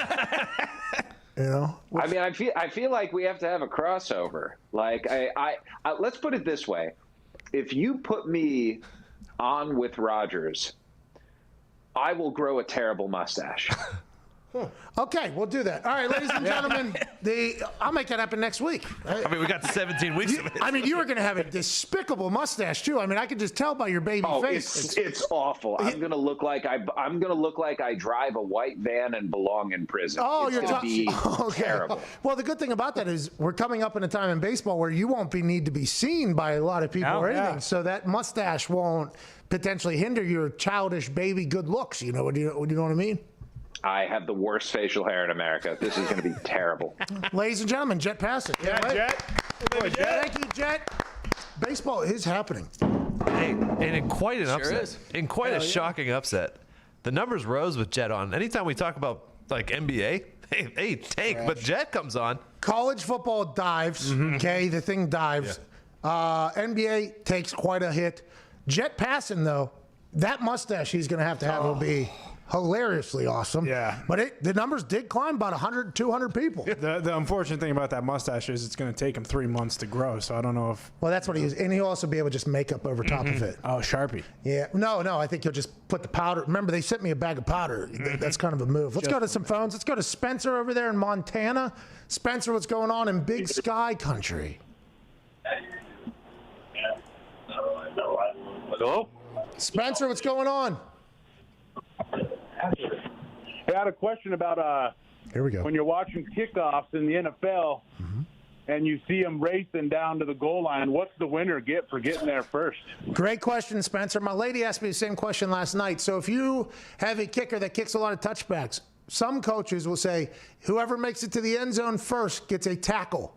So in the inside judging and scoring and rating of a team, it counts as a tackle if you're the first person to the end zone. So there's some times where you have a couple linebackers in there that they are only playing special teams and they have to be on the kickoff team. And then you got a couple like your ones and twos, normally speed guys, and you got Olympians out there. And every once in a while, you'll see a tight end or a linebacker get a dub. Massive conversation the next day. We kicked a lot of touchbacks whenever people started putting their hands team up there. I only had to kick it like a yard deep for somebody to be a touchback because they couldn't set up a return or whatever. And that is how, in our building, and I would assume in other buildings, he who makes it to the end zone first gets a tackle. Some guys, there were some amazing races that we used to be able to watch on film. It was like, look at this big white son of a bitch just rolling right here. And sometimes you'll see a heavy favorite. They'll get chipped at like the 50 or something, kind of gets them offset. So normally it's a race to get some sort of accolade inside the building whenever film is being judged. While we're on the topic of special teams, I have an inside special teams question, maybe? Yep, let's dive deep. Derek Watt is now out for the Steelers. He got hurt, and he was getting doubled on every single kickoff. What does that do for the kickoff team now that he's not on it since he was being doubled? Okay, so you double the guy, whoever the guy is. We will not let him make a tackle. Much like Bill Belichick does for the defense, you do that on special teams every single play. Who is their playmaker? Derek Watt, obviously great special teamer. He's a playmaker. Now somebody else is going to get doubled. So now your number two is going to get doubled, or whoever's going to come in is going to get it. But a lot of returns and everything are based off of that double team because normally you're going to kick towards where your guy is. So you have to be able to face that person head on. So normally it's a double team. Let's go right at it. For those kickoffs, do kickers tell players like, hey, I'll give you cash if you get down there and make the tackle before? Well, you used to be able to do that. Can't do it anymore. I used to give out quite a bounty. Really? Yeah, I used to. Used to be like, hey, $500 you tackle inside the 20 here. And because it would be like this was before Bountygate happened. Oh, okay. So once Bountygate happened, you weren't allowed to do it anymore. So we used to kick off from the 30, and now it got moved to the 35. I'd be able to hit it. I hit some touchbacks, but to the end zone is about where I was, which would be 5 deep now, which is a guaranteed touchback basically. And if it was a big one or whatever, you just poke your head into the huddle, and do like a 500 and tackle inside the 20 and then just poke your head out. And for whatever reason, you're getting paid however many thousands of dollars. That extra $500 that you know is going to come in cash the next day is just something that just ups it a little bit. But then Greg Williams was trying to rip Brett Favre's head off and other things, so now nobody can do it. Thanks a lot, Sean Payton. Yeah, it used to be like that. It used to be like that, though. Yeah. By the way, I was doing that on the kickoffs. It was my second year in the league. I would assume that there was bounties for a lot of things. Pick in the secondary room. Yeah. And it's not a bounty, by the way. It's like a lottery almost, as opposed. I think the bounty thing is kind of a bad way to look at it. Yeah. Because if I was going in there, all right, anybody that breaks this returner's fucking face mask, I'll give $1,000. That's a bounty. It was more like a lottery, like, hey, whoever gets it. And if it was a split tackle, then you got $250 per. I mean, yeah, that happened early in my years. But now, after the bounty gate, everything changed. They gave an entire speech, basically, about how no money is to be rewarded to anybody for doing anything that isn't in the contract or whatever. Like, they had a very, very serious conversation, and there was a lot of people just kind of looking at me during that thing. It was like, seems like your little rewards are fucking out the door, Bob. And it's like, well, now everybody just has to play hard, and I'll give you a good pat on the back. If you go above and beyond and make a massive play, not only for the team, but for me personally, I will give you blah, blah, blah as like a nice person. Like, I feel like that was like a me saying thanks, not just the team saying thanks. But whenever you're trying to rip people's legs off, that type of stuff just changed for everybody. That makes no sense. You're trying to help a couple guys out on special teams. Hey, $500, it's a little bit different than saying, hey, if you smash Brett Favre's head off the turf as hard as you can, I'll give you $1,000. Let's go to Blake in Orlando. Blake, what's going on, man? Not much. How are you guys doing? Hey, not too shabby. We got Aaron Rodgers Tuesday coming in about 37 minutes. I mean, it's good things. What do you want to talk about? That's good. Oh, yeah. You guys should ask him if his internal clock is faster when he plays the Bears than Khalil Mack. Oh, yeah. Get lost, dude. Yeah. Bear down. I like that call from Orlando. Let's go to Zach in Michigan. What's going on, Zach? Not too much. I just wanted to ask you guys how you feeling about my old Lions this weekend. Picked up a quick win. Probably best special teams unit in the league. We got punter Jack Fox and Matt Prater's the kicker. How you guys feeling about the Lions this week? Great question. And let's not forget the Muleback as the long snapper. I mean, the specialists in Detroit are real. Jack Fox is out, like, unconscious right now as a punter. He's getting great bounces too. That's when you know you're living right. I actually talked to Thomas Morstead, who is playing, I believe the Saints are playing the Lions, right? Yep. And I asked him about Jack Fox's film because he's probably watching it this week or whatever.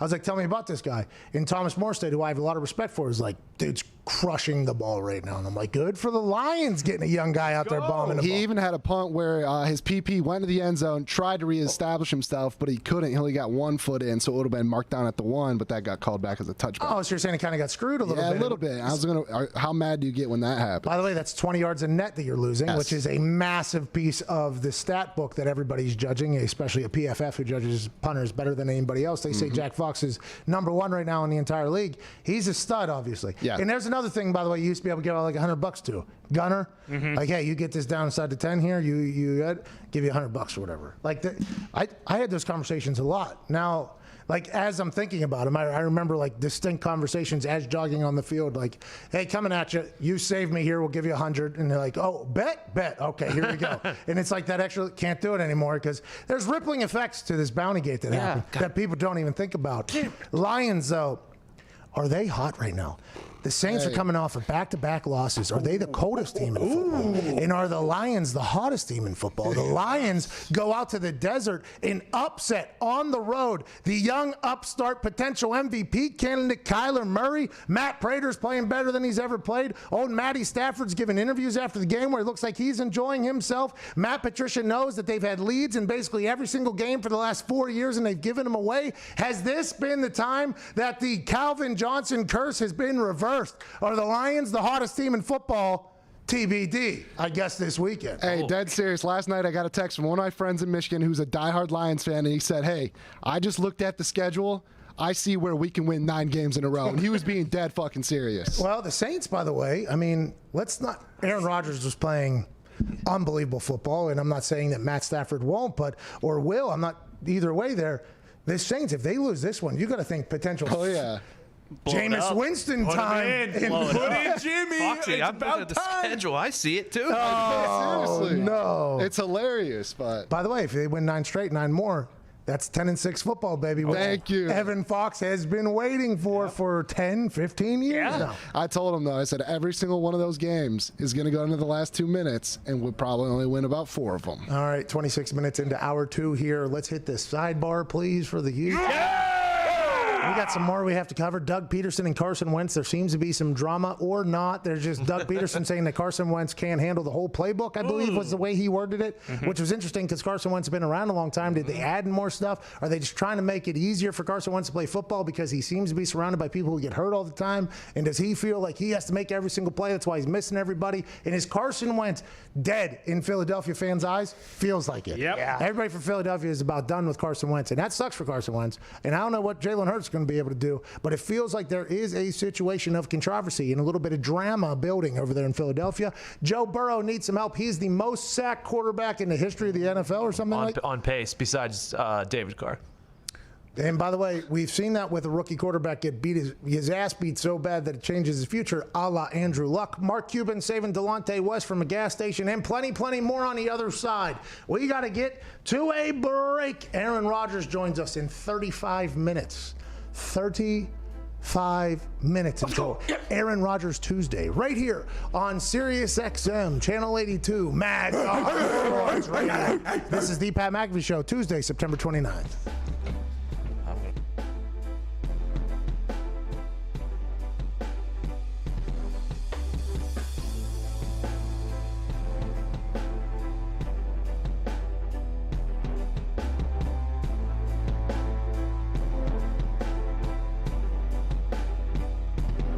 A perennial Pro Bowler, an all-pro, a man who's aging like fine wines, Green Bay Packers legend, Super Bowl champion, from Butte, California, ladies and gentlemen, Aaron Rodgers!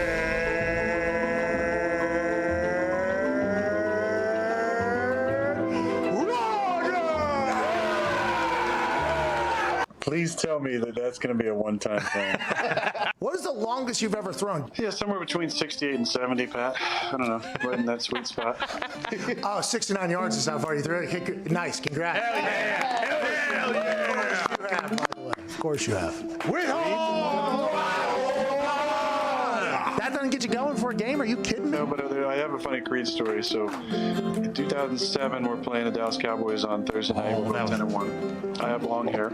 I'm a backup. And before the game, we walked down the field, and I don't know if it was on purpose, but our intro song was Creed with Arms Wide Open. I looked to my buddy Nate Weir, who AJ knows Nate really well, and we both said this is going to be a good night. And that was the night I came in off the bench and played pretty well and kind of changed the narrative about me from possible draft bust to hey, this guy might be able to play, maybe.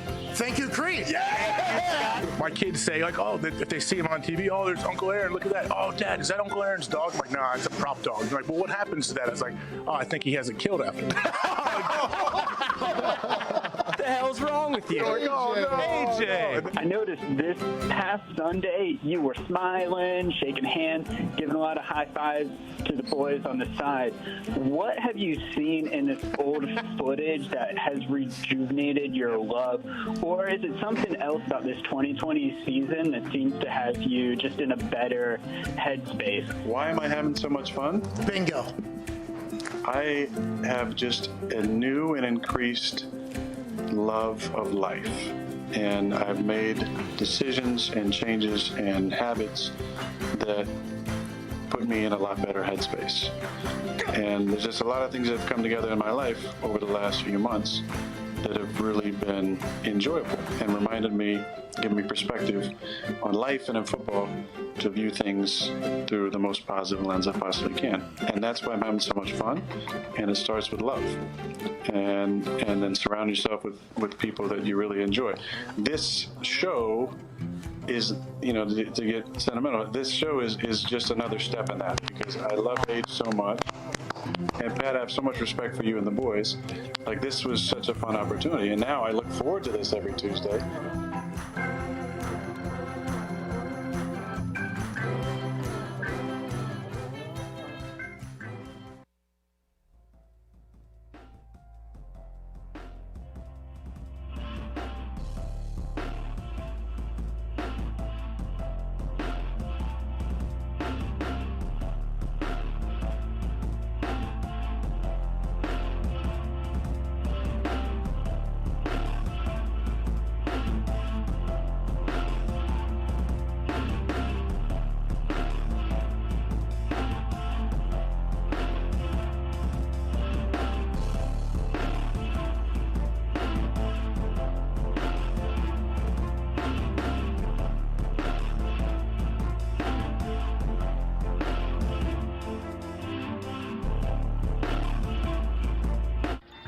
McAfee Show.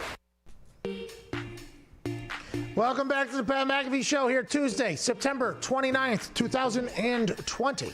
32 minutes into hour two here. We've covered a lot of things, including the COVID shutdown in Tennessee and not in Pittsburgh, actually. Reports are that the Steelers, who are supposed to play the Titans this Sunday, the Titans have 3 players that have tested positive twice for COVID in the last 24 hours and 5 personnel that have tested positive twice in the last 24 hours. And they've been told to exit the facility for a full clean and rundown of the place.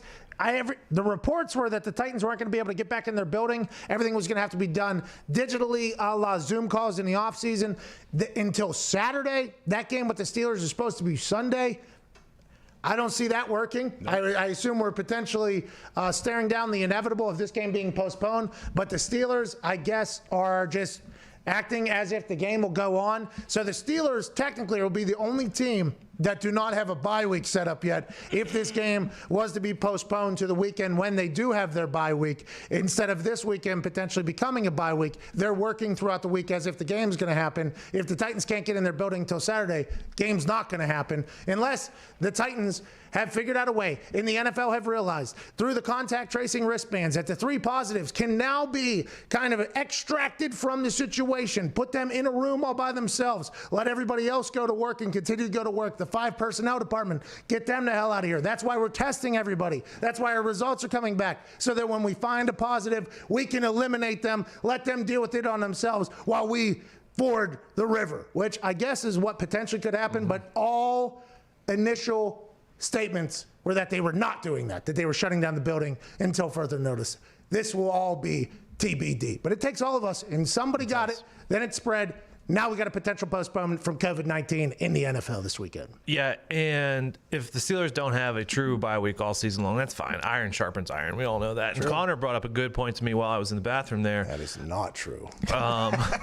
As long as they have Sunday off and Big Ben is able to get back in the house of God on Sunday because he hasn't been able to because of playing football and hears a good sermon, I mean, he is going to be rejuvenated to play well the rest of the season. That is as good as a bye week if you can go ahead and take the brain down to Jesus' house for sure, but there's 52 other people on that team. Right, they're going too. They're going too. You think Big Ben's not going to have a team church trip? Oh, you think they're going to be jerking him around? All right, let's go. I don't know. In the house of God, unless there's a priest. Let's go to Heath in Illinois. Heath, what's going on, bub? Heath, tell us about it. Heath. Ben in New Hampshire, what's going on? Dead air just can't happen. I don't know. Ben in New Hampshire, what's going on, bub? Hey, how we doing, guys? Not too shabby up there. Live free or die, pal. What do you want to talk about? Yeah. I was wondering if there's ever been an NFL season where you've seen so many injuries, and if we can relate that to the lack of preseason and OTAs. Great question, Ben. And I think that is something that every kind of sports show probably talked to and about, especially after that week 1 Sunday where superstars were just dropping like flies. I think there was 16 torn somethings that went on to IR after week 1. I'm not sure the same injury prevalence is happening here as we have rolled forward. I think for somehow, I don't know if guys have gotten, used to the hits or whatever. I'm not 100% sure if it was no preseason. I'm not 100% sure if it was the way OTAs were set up. I'm not sure if it was because guys were potentially locked in their houses for 3 months, teaching their kids school and not being able to work out in groups. But I could assume that all played into it. I would have definitely assumed. And also that immediate Sunday when you're just getting dropped right back into the fire and everybody's hitting you, and it's different than a practice shot. It's different than like, hey, that's my teammate. It's like, hey, this is for my livelihood. I think those shots could have been a little bit bigger. But also, I think there is a large part of injuries is misfortune. I think a lot of people get unlucky. I honestly believe that. And I don't know if there's any study that shows that or anything like. I think just people get unlucky whenever some injuries happen. I'm not saying that is all what happened in week 1. Like, oh, everybody just got unlucky. There had to be other factors, obviously, for the numbers as big as they are. And I would assume that all those things that we mentioned in the last statement there is a part of that. But also, I think a lot of guys just get unlucky in a situation where they're hit one way and their body can't respond or whatever happens. Well, it's way tougher on the body, too. Like, how much different is it for, like, being sore after a game than it is being sore after a practice? I don't know, because training camp practices, guys talk about being dead. Not me. I was always good. Oh, okay. I was always really good, but yeah, you don't tackle to the ground, through the ground. Like there's a different force whenever it's for a paycheck as opposed to just make it to the game week. So I don't know. Ben, great question. I mean, I'm sure it's been answered by 7,000 people before this particular show, but we appreciate you asking for sure. Let's go to Rick over there in Las Vegas. Hey, Rick. Hey, Raiders not too bad, or are they? It seemed like the Patriots, if you just take away the check down, Derek Carr is just absolutely nothing out there. Well, actually, I'm a Chicago Bears fan. Bear down. So big question, though, is are we looking at a top-heavy NFC North? I mean, is the proposal of the fact that the Packers and Bears could end up with around 12 wins each, and the Lions and Vikings could end up with around 12 losses each? And if that's the case, are we looking at Week 17 between the Packers and Bears being the NFC North championship game? Okay, Rick, great question there. You think that the Bears with Nick Foles at the helm rattle off another 9 wins, you think? I think they can start off 6-0. I do believe that. I think they can start off 6-0. I think they can beat Tampa. I think they can beat Carolina. I'm pretty sure they're going to win next week. So I think they can start off 6-0. So I think they'll be halfway there before they get to that gauntlet where they play the Rams and the Saints, and they play a bunch of Rick, just real quick. You see the Rams and the Saints as a gauntlet, but not the Tampa Bay Buccaneers. Why is that? You just think the Tampa Bay Buccaneers are just a bunch of it's a retirement home? They don't play good football?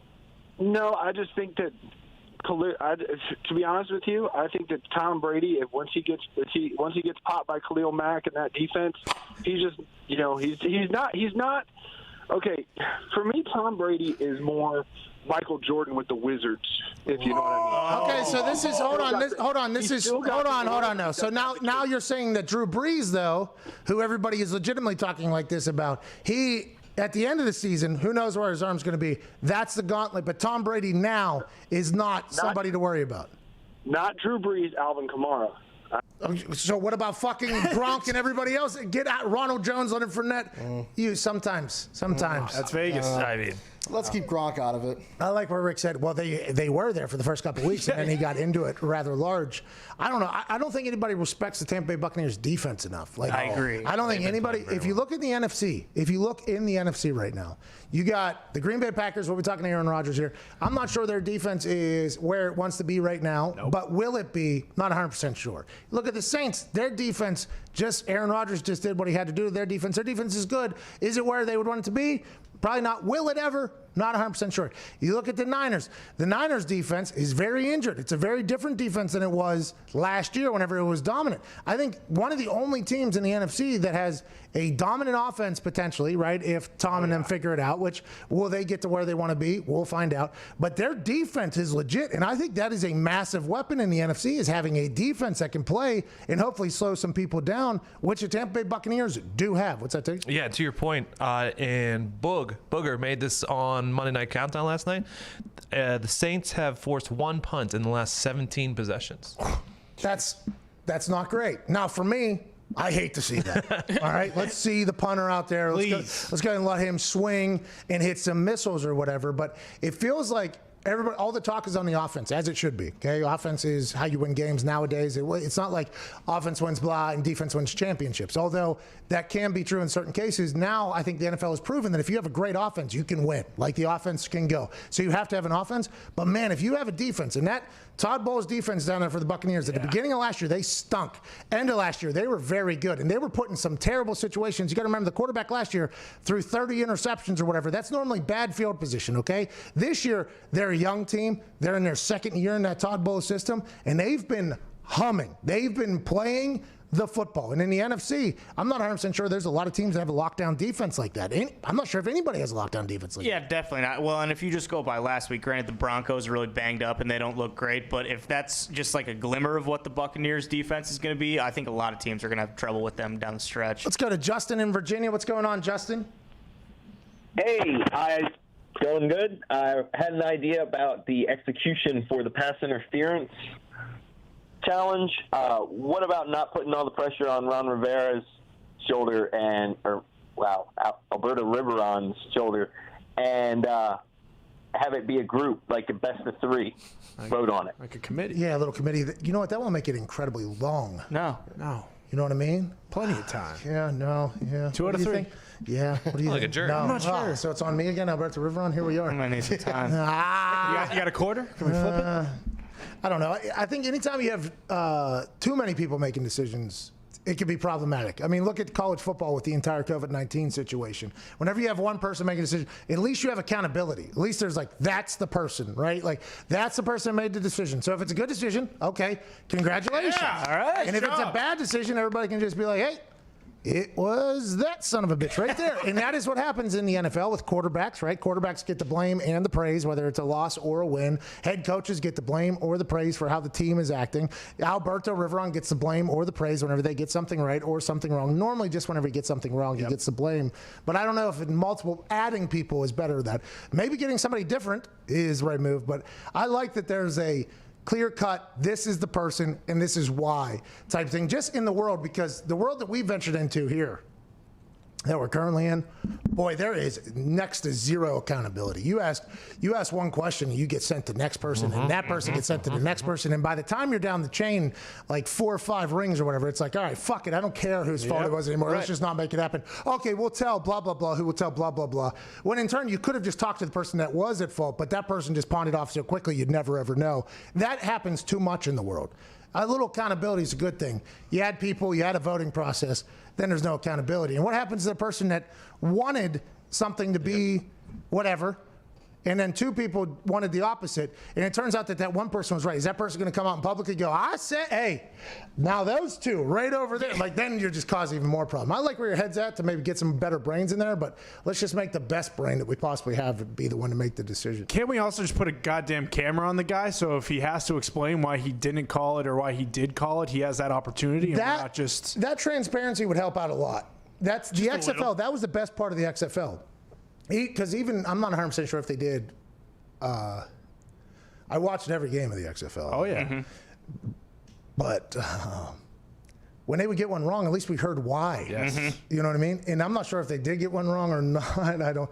They didn't get many. I'm not 100% sure. Well, they ruined that one game, and then after the fact said, "Hey, sorry, won't happen again." But it never did. But outside of that, But it didn't happen again. No, never it did. did happen. It did. Now, will it never happen again in Dwayne Johnson's league? Probably not. Probably not. Heidi. He won't put up with that. It was interesting to note, though, that they did do that last year on the NFL officiating account. It just so happened to be calls that no one had any issue with. Oh, yeah, I remember they were making social media content from the NFL officiating account that this holding was a hold because he grabbed onto his jersey whenever he couldn't do that. So we called that, and we make that a 10-yard penalty on the offensive side. So then they took the ball from the original line of scrimmage, and they backed it up 10 yards. It's like, oh, thank Nice you. job. Really? You do have sides next? How about that pass interference that was blown? Can we talk about this as well and this as well? We're not covering that. I mean, that was a very interesting. Yeah, but hey, listen. Put your best foot forward whenever you can. If you know the holding call in and out, go ahead and let people know that you know that. Let's go to Bob in Virginia. What's up, Virginia? Bobby. The big Virginia. What's up, boys? Oh, Just you had a quick question for you. You're allowed to swear. What do you think the chances are of Alex Smith starting by week 6? Great question, Bob. Obviously, a big Washington football team fan. The Dwayne Haskins saga with the Washington football team, drafted in the first round. We all saw his draft party, which he charged people to come to. Gets drafted to a team that is his hometown. Yep. Everybody thought, including myself, that this was not going to end up well. Then, little did we know that he was going into a building that was literally on fire. Head coach gets fired, new head coach, another offense coordinator, plays some pretty good football, goes into this season. New name of a franchise, new head coach, new coordinator, new everything, new president of the building, and he's been told now publicly from Ron Rivera that there is an expiration date on your play. They have not won many. They won the first game against the Eagles. They've lost 2 now in a row. So they have some good football on tape. They have some bad football on tape. And Ron Rivera's come out and said, hey, we are not just going to go ahead and ride until Dwayne Haskins gets to where he needs to be. There is an expiration date, which is wild because he's a rookie quarterback basically at this point, still learning and taking his lumps and kind of as we go. He is very obviously not the quarterback that Ron Rivera has in mind for the next 10 years. Maybe he has to earn it, but not as of now. Who will they put in if they take Dwayne Haskins out? Will they put Kyle Allen in from the Carolina Panthers who got traded for a 5th-round pick? Or will you take the guy that has a hamstring as a shin, Alex Smith, greatest comeback story of all time? I've watched some videos of Alex Smith on his social media, him bouncing around the house, and I'm not 100% sure how secure said shin is after 18 surgeries and a damn near death experience. But the fact that he's even back is awesome. I don't know if they'll put him on the field. If they do, I can't wait to watch it. I hope he's healthy enough to play. So far this season, if I'm understanding correct, Kyle Allen has been the backup and Alex Smith has been inactive. Kyle Allen took over down there in Carolina when Cam got hurt, and he and Christian McCaffrey got Christian McCaffrey rich and a couple wins, but ultimately a new head coach in town. Kyle Allen gets shipped out of town for a 5th rounder. Kyle Allen, who knows how he is as a player? Wasn't he on this show? Yeah. Pretty cool dude. He was in his backyard. During quarantine. Yeah, pretty good guy. Go ahead. Update on the COVID situation in the NFL. Here we go. Titans and Steelers and Texans Vikings games are both on for Sunday as of right now. And Titans coaches have told players if they have to go without any work until Saturday, have a walkthrough, then play the Steelers on Sunday, then that's what they'll do. No excuses. Wow. This is awesome. This is going to test the age-old tale that practice matters. Okay. What will this team look like? I assume there's potentially going to be some sloppy, maybe communication in the back end on the defensive side of the ball, especially taking on Ben Roethlisberger, who runs a lot of crossing routes with old Randy Fichtner and them. I am intrigued to see how this work out. I like, though, that what Jet said to his credit about the MLB. The MLB said, we're going to power through this. This is the NFL saying, we're going to power through this. Hell yeah. We'll do some Zoom calls. Listen. You guys make checks in your bedroom if you have to, okay? You guys all line up where you think you are. Set your computers up where all the other players will be. We'll send you a bunch of iPads. Go ahead and put nose tackle iPad down there in front of you. D end here. Put the linebacker. We'll set up an entire room for you. Let's do some walkthroughs all week, basically. Some mental reps, see if they matter. I'll be pumped to see how this works out because I will tell you what. You ask every veteran player, most veteran players, if they want more practice or less practice, everybody will say less practice, and everybody says, well, players are just saying that because they want to be lazy and take time off. True. Will it work out, though? This is going to be interesting to see. What's up, Nick? You have to respect this kind of accountability from the Titans. Just stand up, guys. No excuses. Let's just go play ball. Good to see it. Oh, Nick. Yeah, Steelers fans are loving this. No, Mike Tomlin, by the way, is like, we are getting to work, by the way, and we are going to put in maybe 10 new plays. Can't prepare for. These guys aren't even going to be able to practice their third down defense. We can do whatever the hell we want out here. I mean, I love it if it results in a win, but I also hate it because that's all I'm going to hear about. So. Oh, yeah, because right now this is like, if you win, you beat a team that couldn't practice. Yeah. And if you lose, you lost to a team that couldn't practice. And you're 3-0 right now. What if this is the pivotal downward spiral for the Pittsburgh Steelers, playing against a team that couldn't even practice all week because COVID ran wild through the Titans facility? How much do you think this is going to affect the line of the game? Because I assume most of the public is just going to hammer the Steelers now. Yeah, so whatever it ends up being, I would assume that the contrarian bettors who normally tend to make money are going to hammer the Titans in this entire thing. And that's going to be interesting because how big of a difference will 4 days of practice be where guys can't get on the field, can't work out, can't get treatment, I would assume. So that's going to be the biggest thing is guys won't be able to get treatment because you're probably not allowed in the building. Will they send people? I don't know. Do they have enough people? How many people do you have to be able to send them around to 15 different people's house? We were in uncharted territory, and I would assume that this was an idea that was cooked up in New York in the offseason when they said if we have to postpone a game or have to miss people, well, maybe they just don't practice and just show up on game day. Well, and the NFL can point to virtual meetings too, right? Like, hey, we were trying to prepare you for this just in case this happened. You've been doing this all spring. It shouldn't really be a problem. Let's go to Jared in Nashville. What's going on, Jared? Hey, boys, I'm a big fan. I got two things for you. Great. So first thing, last week on Bussin' with the Boys with our friend of the show, Taylor Lewan, he had RG3 on. I don't know if you all caught it, but he was pretty adamant that he was not going to be a backup anymore. Not in Baltimore, but he was going to be a starting quarterback in the league. So, one, where do you all think that he could end up where he could play next season or within the next few years? Second thing, regarding COVID here in Nashville, I live in the downtown heart of Nashville, and I'll tell you what, you know who's to blame for this? Who's that? It's the bachelorette parties from the great state of New York, New Jersey, the Jets and Giants fans coming in here with their bachelorettes, spreading the virus. Just a hot take, Sure sounds like very irresponsible. No, well, not just irresponsible. If you were going to blame those pedal bars that are all over Nashville, I would have been all with it. But to single out a part of the world, New York, New Jersey, these ladies are traveling in. They got all their little friends. They're bouncing around, honky-tonk to honky-tonk. And then you hear them yelling and screaming all day on their little pedal bar. And you got to give a hi. And then they ride by you. And then you have 2 moments of silence, and then guess what's coming around the fucking bend? Another, how are you? Congratulations. You seem like a fun bunch and not an insufferable bunch. And then you walk a couple more steps, and you're like, oh, here's a pair of boots where if I buy one, I get 6 free. That's fucking awesome. And then before you can even get in there, guess what you hear? So if you were going to go after that particular batch of humans that go to Nashville, I would have loved it. But we will not allow the New York, New Jersey single-out version of those people because I think there's ladies and dudes, for that matter of fact, that go to Nashville and do the bike pedal, yell, annoy the entire city thing from all over the country. That's right. By the way, we love Nashville. Love it. Yeah. Love Great. Nashville. Good time? What it just sounded like was I don't love Nashville. I love Nashville. Aside from that thing, which does stop whenever the sun goes down, that place, Nashville is a place you have to go to. It is unbelievable. With RG triple sticks, who knows what the hell's going to happen? I mean, we're in week 3 right now. There could be 2 teams that have a brand new quarterback next year that we couldn't even guess right now. What if Matt Ryan does? Yeah, right. What if Matt Ryan continues to lose, not die? Well, honestly, though, in the world we're in, who knows? You never know. I would not want him to. Obviously, I've heard he's a great guy, but what if he's out of a job after this year? We have no idea what's going to happen.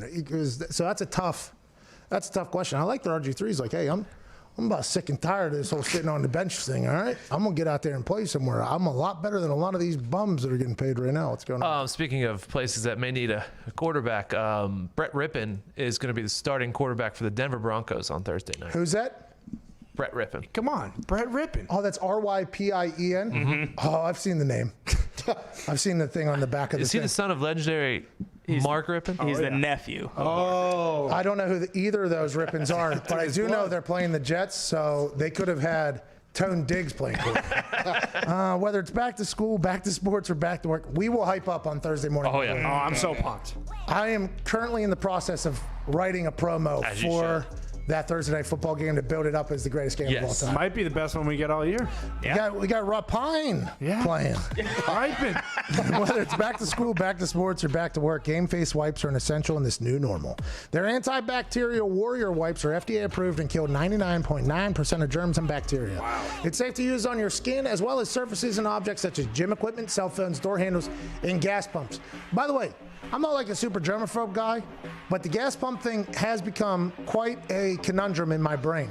Yesterday I had to stop to get gas for truck, took the shirt and put it on the thing. Really? And I just thought of somebody looking at me while doing that, thinking, like, I thought of me looking at me doing that, like, take it fucking easy. I had to do it. If you have these Game Face wipes that are great for that, you don't have to worry about lifting your shirt up and maybe getting a little bit of a fall breeze up on the nips and kind of cool you down a little bit. Ask for that. Get a full tank as opposed to being forced to shut down early because of your nips getting cold because you had to lift the shirt to cover up the gas pumps. That is what Game Face wipes are all about. And for a limited time only, they have a special offer just for listeners of this show. Use code PAT, P-A-T, for 50% off. Yes, 50% off your first order of Game Face wipes at GameFaceGrooming.com/Pat. That's GameFaceGrooming.com/PAT. And along with their antibacterial wipes, they have 3 different wipes, including cleansing facial wipes, cooling facial wipes, and deodorizing body and underarm wipes. Game Face Grooming, taking care of you whenever you need to be taken care of. Thanks to Game Face Wipes. Let's go to GameFaceGrooming.com/Pat for 50% off. What? All right. Everybody needs to go to the bathroom. Everybody needs to go tell a friend. Do what you got to do, because on the other side of this, we have hour 3, which means we have AJ Hawk joining us. Yeah. Nice. Which also means on Tuesdays, Aaron Rodgers Tuesday. Aaron Rodgers, the starting quarterback of the Green Bay Packers, will be joining us for another electrifying conversation. This is the Pat McAfee Show, Tuesday, September 29th. Take a poop. We'll see you on the other side. Cheers.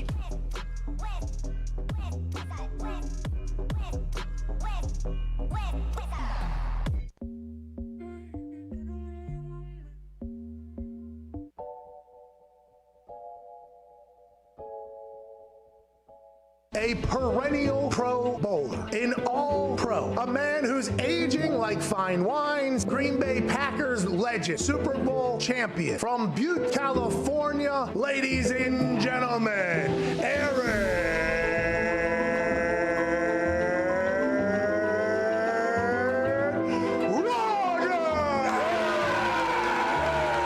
Please tell me that that's going to be a one-time thing. What is the longest you've ever thrown? Yeah, somewhere between 68 and 70, Pat. I don't know, right in that sweet spot. 69 yards is how far you threw it. Nice, congrats. Hell yeah! Hell yeah! Of course you have, by the way. Of course you have. That doesn't get you going for a game? Are you kidding me? No, but I have a funny Creed story. So, in 2007, we're playing the Dallas Cowboys on Thursday night. We're 10-1. I have long hair. I'm a backup. And before the game, we walked out on the field, and I don't know if it was on purpose, but our intro song was Creed with Arms Wide Open. I looked to my buddy Nate Weir, who AJ knows Nate really well, and we both said this is going to be a good night. And that was the night I came in off the bench and played pretty well and kind of changed the narrative about me from, possible draft bust to, hey, this guy might be able to play, maybe.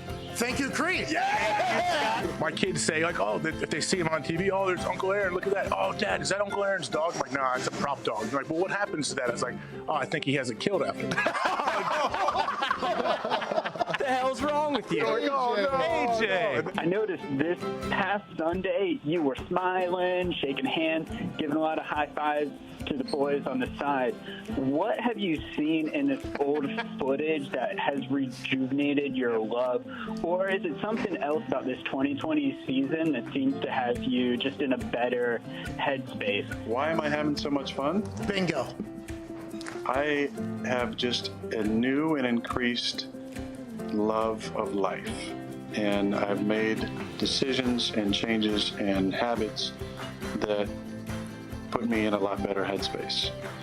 And there's just a lot of things that have come together in my life over the last few months that have really been enjoyable and reminded me, given me perspective on life and in football, to view things through the most positive lens I possibly can. And that's why I'm having so much fun. And it starts with love. And then surround yourself with people that you really enjoy. This show is, to get sentimental, this show is just another step in that, because I love Age so much. And Pat, I have so much respect for you and the boys. Like, this was such a fun opportunity. And now I look forward to this every Tuesday.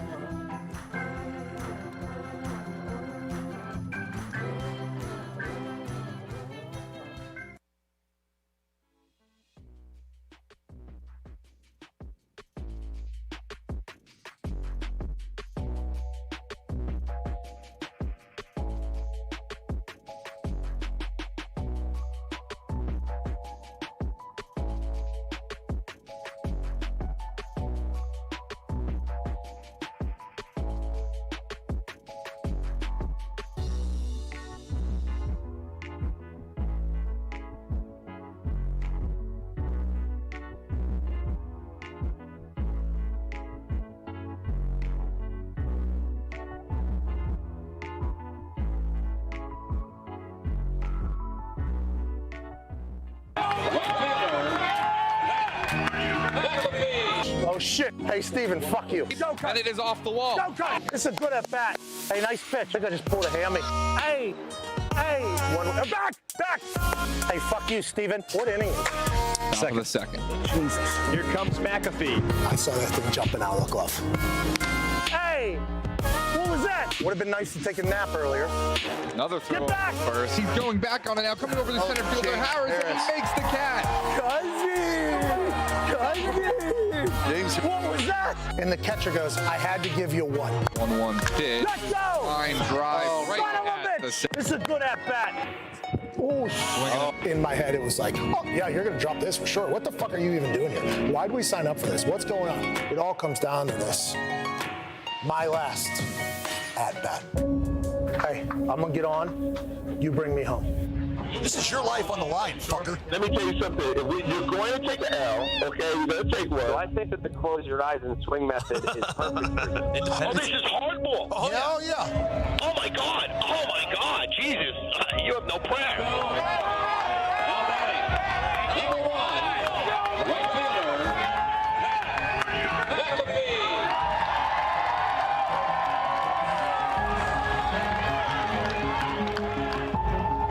Oh, boy. McAfee at the plate.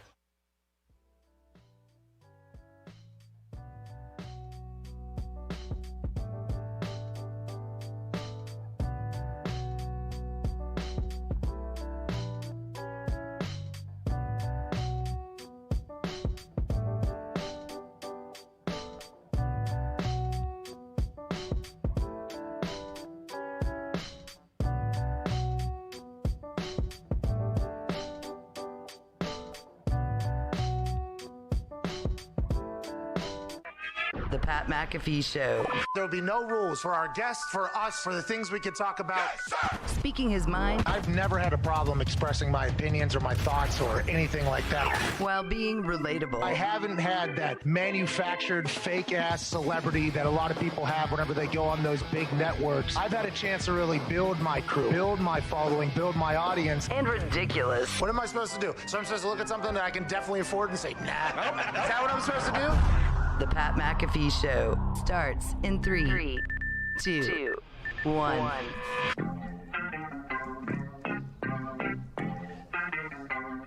Hour 3 here on this beautiful Tuesday, September 29th begins right now.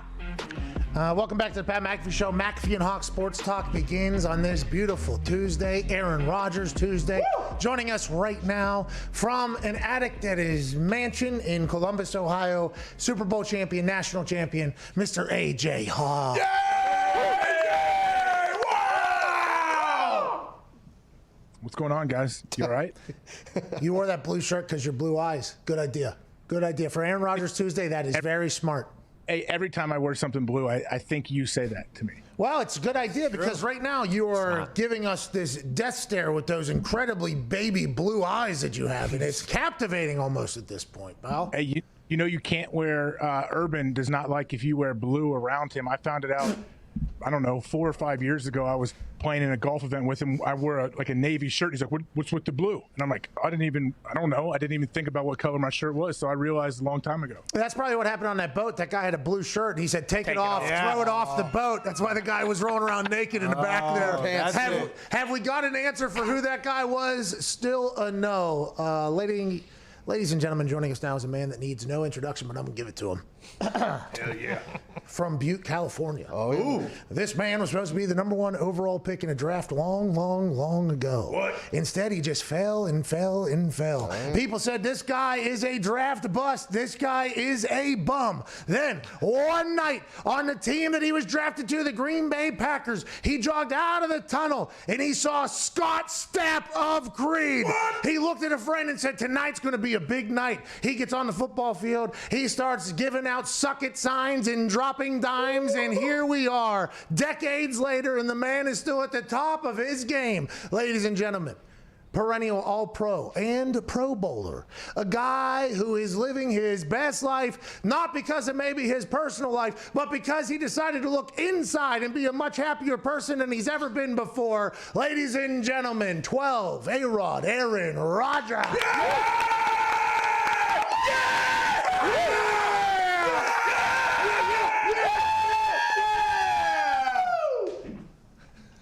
How many 5-hour energies are you guys on right now? Hey, we're jacked up. It's Aaron Rodgers Tuesday, dude. Great shirt, dropping dimes and suck it signs. We're happy that got to you at the stadium. You look unbelievable in it. Hey, thanks, guys. Appreciate the love. I almost put on the For the Brand, but I just wanted to. I almost double layered it. AJ doesn't know what that is. That's where you actually wear 2 shirts. Nips. But I appreciate the package. Thank you, boys. Hey, no problem. We appreciate your presence on the show every Tuesday. Let's get to it. Hey, another great night down in New Orleans. We talked about last week with you being on the road. I believe it was in Minnesota, where you're talking about normally that place is very loud and you're able to use a hard count. That was a big talking point by everybody night after you played down in New Orleans, how you were able to use the hard count to your advantage on the road. Were you about to call a timeout on that play? Because everybody was talking about that. And do you wait until like the perfect moment to use the hard count? Does the team know it's coming? How is the process of going through that whole thing?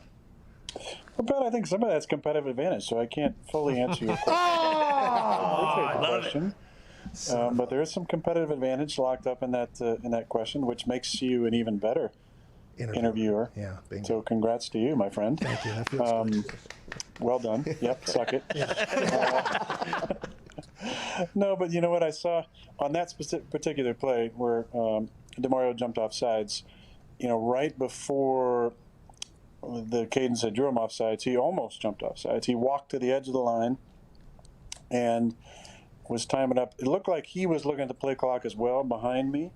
I was looking at the one, up and to the right, and saw it going, from 2 to 1, got the last cadence in. He jumped, we snapped it.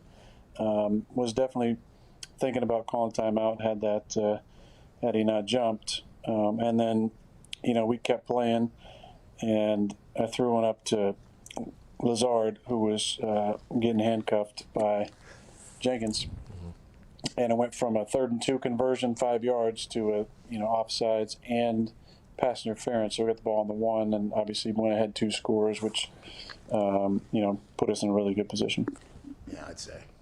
Hey, Aaron, what do you think if, let's just say hypothetically, sometime down the road, like some coaches get together and people say, you know what, this is an unfair advantage that the Packers have with Aaron Rodgers and his hard count.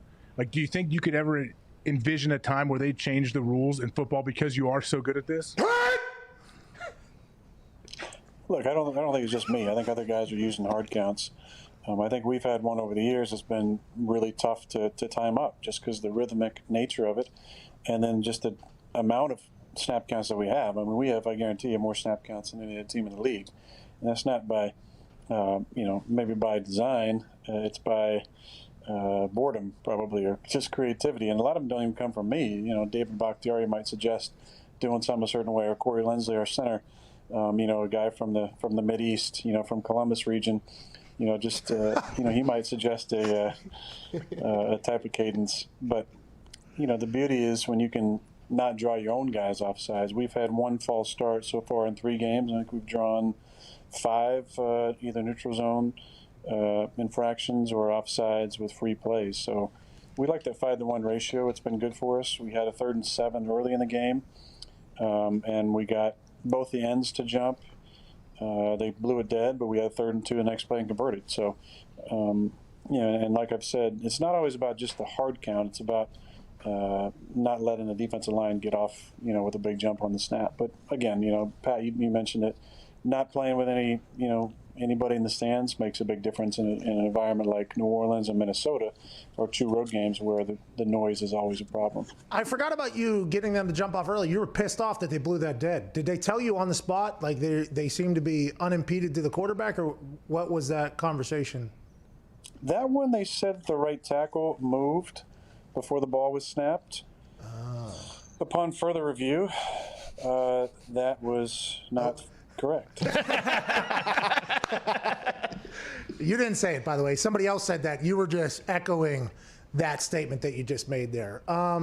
Whenever you say that you have the most cadences or whatever, I find that very interesting because Chris Collinsworth, I believe he talked about in the game that the New Orleans Saints defense has the most amount of looks out of any team that he's ever seen, or most amount of schemes. And they said that they asked you guys about it. You're like, we're not going to try to figure out what they're doing. We're just going to do what we're doing.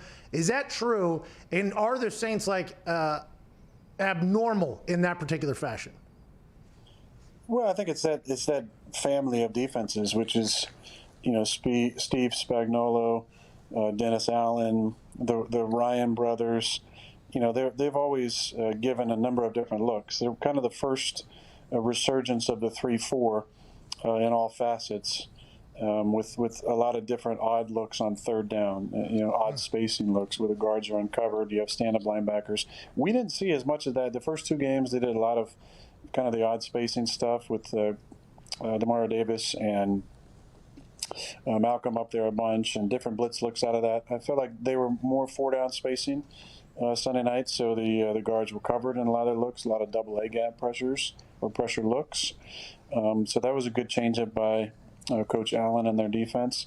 For us, it was about just being efficient. I think we did a really nice job on 3rd down again. We're 5 for 11, 4 out of 5 in the red zone. So when we're winning situational football, we've been pretty tough to beat so far. Oh, the double barrel will get you. You know what I mean? Hey, how different was that place, Aaron? From I don't think I've ever won in New Orleans when there was fans there. How different was it compared to what it's like when it is full? Well, Age, I think you were there for both of the games in 08 and 14. The 08 one was a long night for the G&G. It was 52-29. I think Drew probably threw more touchdowns and incompletions that night. And then 14 wasn't that much better. I know they beat us by multiple scores again. It is a tough place to play. It's loud. It's it's that obnoxious crowd that is just nonstop. It's a credit to their fans because they are on the entire time. But it's definitely one of the toughest places to play from an energy standpoint. And I think that's the thing you've seen the most. I felt that on our own defense playing at home in week 2. The defenses really feed off of the energy of the crowd. I think it's the noise that helps, and I think you've seen across the league, at least in the 3 games that we played, not the same type of energy on defense from our opponents and our own defense. So I think that's one thing that's interesting as we look at kind of this new 2020 NFL season, and one of the differences I think is obviously the energy level is lower, and I think it starts with the lack of fans in the stadium. I guess wanting to run your face into somebody as opposed to running away from getting your face hit. There's 2 different energy levels. There's one, I'm trying not to die, and the other one is, I'm trying to kill somebody. So I would assume that whenever you have a little bit of energy behind that one, it would. I didn't even think about the absence of energy or fans being a little bit of a problem for the defensive side of the ball. It makes sense, though, now that you mention it. It's like the Coliseum. You got a couple gladiators, and the crowd is doing the kill. Thumb down, kill. Yeah. Kill. Yeah. Kill. Yeah. Kill. Yeah. Kill. Yeah. You're the one getting killed normally, by the way. That is kind of the entire mission for the defense and for their fans. I want to talk to you a little bit more football schematics here, deep in the football game, because play action's a real threat right now for the Green Bay Packers. Play action, by the way, do you take pride in making it look as if you're giving the ball off? Because I feel like that's not something that's talked about anymore, is the beautiful play action by the quarterback, little magician hands, if you will. But that also plays into how well the offensive line and Aaron Jones and Jamal Williams are doing. That is a whole different facet that I don't think we've really seen you get to weaponize in some time. Yeah, I think that was the beauty in the play calling the other night. You know, they're a really stout defensive line, and we just kept them off balance. We hadn't the first couple weeks run a lot of keepers. I think we ran 5 or 6, and all but one were successful for us. You know, we hit Lazard for about 48. You know, when we got the ball back to go ahead, that score put us up 13-7.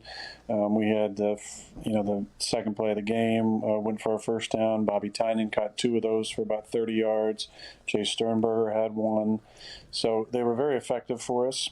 We also ran some play action. I don't feel like, some of the action this week was as good because of the fact that many of the plays where we had like a play action call, Malcolm Jenkins blitz off the edge. So a lot of the actions that we had weren't able to really sync up as well. However, I felt like they were very timely, and just the again, it's a combination of things looking just like the run, the offensive line's pad level, and then the sync up of the fake and the running back's body language, and I think we did a pretty good job on that. I love the call there on the goal line, up 30-27 with 2 minutes left in the game. With them running empty, 0 pressure on about 5 of 6 snaps in a row, and Matty calling that play action boot with the tight end block and then release to the flat. I thought that was a great call and a wide open touchdown that kind of put us ahead by 2 scores and really put the game away. But, again, it was a strange game in that we only had about 15 or 16 true drop back passes. For a normal game, that's really low. And I really did like the change up and the flow of the game that Matt called. Hey, do you ever call off or wave off any calls coming in from the sidelines in your helmet, or another move that I know defensive guys have used in the past? You could say your speaker cut out, and so you can call what you want. Have you ever done that? I've done that a ton of times. Couldn't hear, can't hear. What do you think? No, I have done that a fair amount.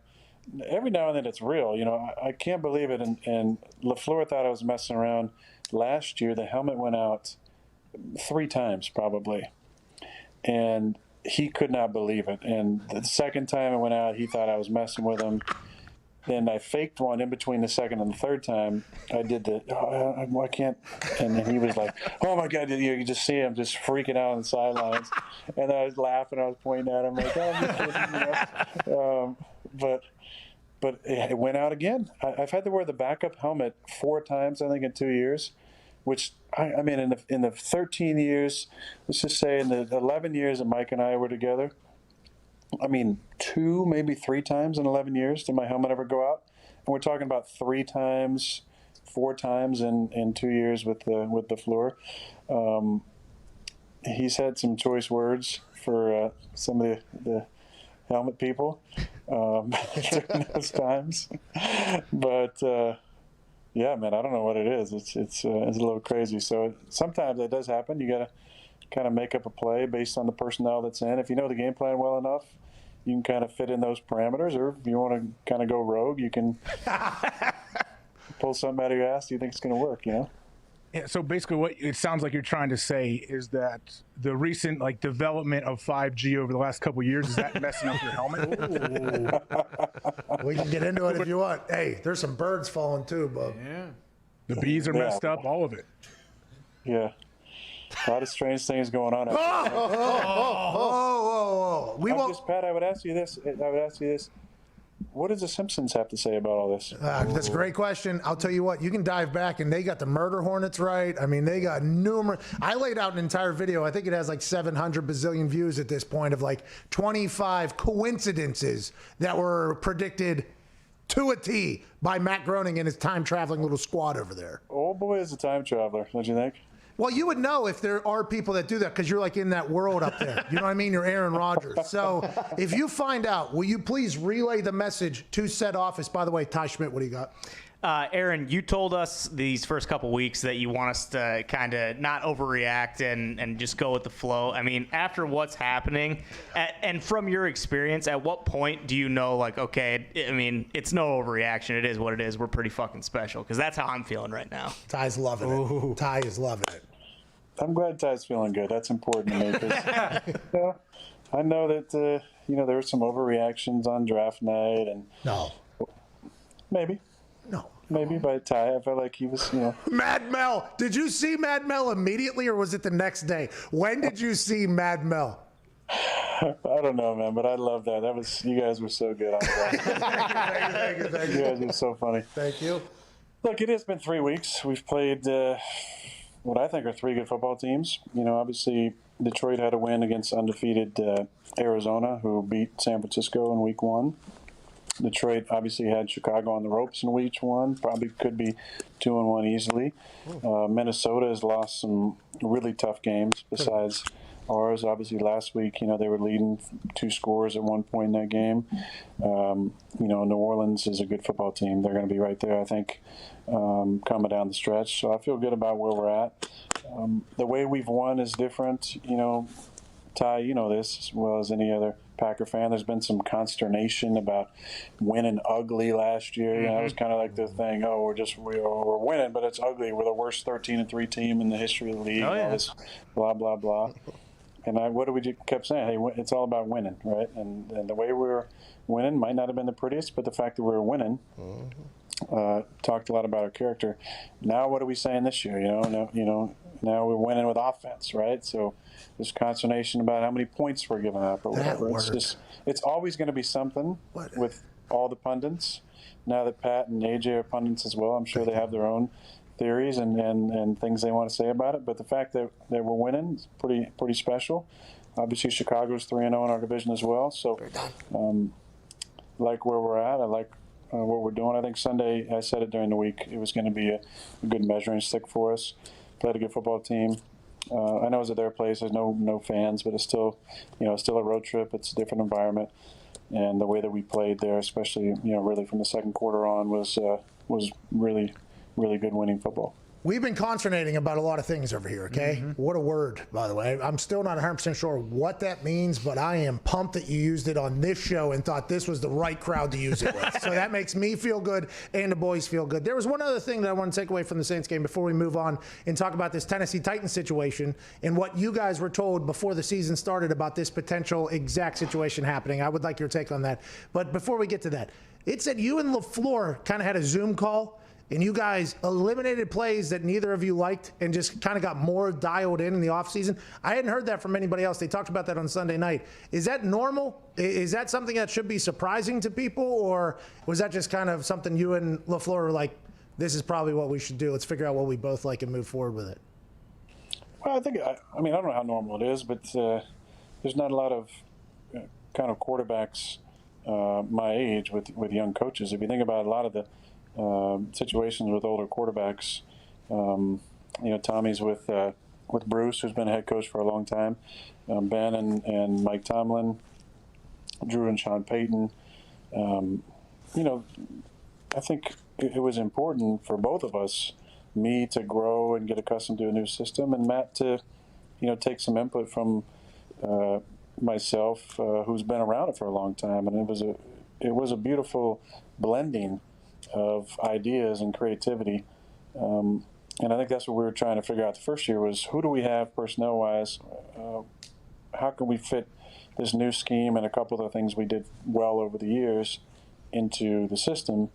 And this offseason, we just went back through every play and the install phase and how we wanted to kind of go about putting concepts together and putting actions together and just the teaching process. And I thought it was streamlined really, really well. And yeah, we took some plays out that, that maybe it worked in the system at various times in previous stops with Matt, but maybe we just don't have the personnel to make that work, or type of guys that we want running certain concepts or routes. And I felt like that was just really good for us. We really streamlined all the reads and the progressions, which progressions are not just for quarterbacks. They help the receivers out as well, because it lets them understand where I'm at in the progression is the timing at which I need to be open on my route. And I think we just kind of took the football IQ up a little bit with our creativity in our meetings, to where I feel like the teaching and the concepts and the installs were just really in a good place for the guys to learn it and understand it, and to kind of take a step in the football IQ part, which I think was really important for our guys. That had to be pretty empowering for you to have that conversation where it's like, hey, listen, hate it. And also, if we're going to do it, let's do it this way. And then for him also to be like, hey, I think you could be good at this if we do this. That's not a normal conversation. Nobody's calling me into the thing whenever I'm on the team saying, hey, Pat, you think we're teaching this right? No, I think it's stupid. We can do that. All right, get the fuck out of the building is what I would be told. So that has to be pretty empowering for you. And then let's go to the Tennessee Titans situation. And AJ, I'm sorry for this, but the Tennessee Titans situation is such an anomaly of a situation that we haven't seen ever in the NFL. We're about to postpone a game potentially. Teams aren't allowed in their building until Saturday, allegedly. Did you guys know that this was potentially going to be the protocol for if a team has an outbreak? And how much will this affect the Titans not being in the building Wednesday, Thursday, Friday, Saturday for a game on Sunday against the Steelers? Yeah, I mean, Pat, I just saw that. I'm not sure what that means, entirely from not being in the building. I would assume they're going to try and do some sort of Zoom meetings to put some sort of install in. We talked about the possibility of this and what could happen, what it would look like, because of the trackers that we're wearing and the way that they're, delivering information based on who you're in contact within 6 feet and the number of seconds and all this, analytical data. I would assume that there were just a lot of people affected, in those numbers. So you had 3 guys test positive, like 8 people test positive, I guess. Yeah. And those 8 people must have been in the close proximity of so many people that it must have been best just to wait. I don't understand. What are we at, Tuesday here? Why it's Saturday? But it'll be interesting to see what happens. This is definitely a barometer for the rest of the league. Should something like this happen again? The Vikings obviously played the Titans, so they have to do some sort of stay out of the building as well, I believe. I'm not sure, Pat, you might know. I haven't heard about that, but yeah, this is an interesting, kind of pivot point for the league. Hopefully, we don't have more than those 8 guys test positive, but we'll see what happens. How do you think you guys would do if you did have like a virtual week right now, like the Titans may have, and then come in Saturday, maybe have a little walkthrough and play on Sunday? How do you think it would work out? Body-wise, feel pretty good. Yeah. But I think it'd be hard because, those reps on Wednesday and Thursday and Friday are so important for us because you're really going through the plan and do I like this? Do I not like this? What footwork do I want to use on this? And then, it's not just the live reps, but the walkthrough reps. Being able to see plays with different coverages is so important to giving you a positive picture when you break the huddle, to feeling good about the play that's called. So it'd be strange for sure. I mean, I've played before without practicing. It's not easy, because your timing, everything is just a tad bit off. You don't have those reps to kind of fall back on. But yeah, I mean, I think the interesting thing, Age, to think about is Tennessee is not playing Minnesota this week. Minnesota is playing Houston, I believe. I'm not sure who Tennessee plays, but Steelers. Definitely, I would think, an advantage for the opponents of those 2 squads this week. Steelers are who they're playing. That particular D-line there. And I don't know if I asked you this last week or not, but whenever you've had 0 sacks so far this season. I'm 2. Huh? 2. But Pro Football Focus said 0. Oh.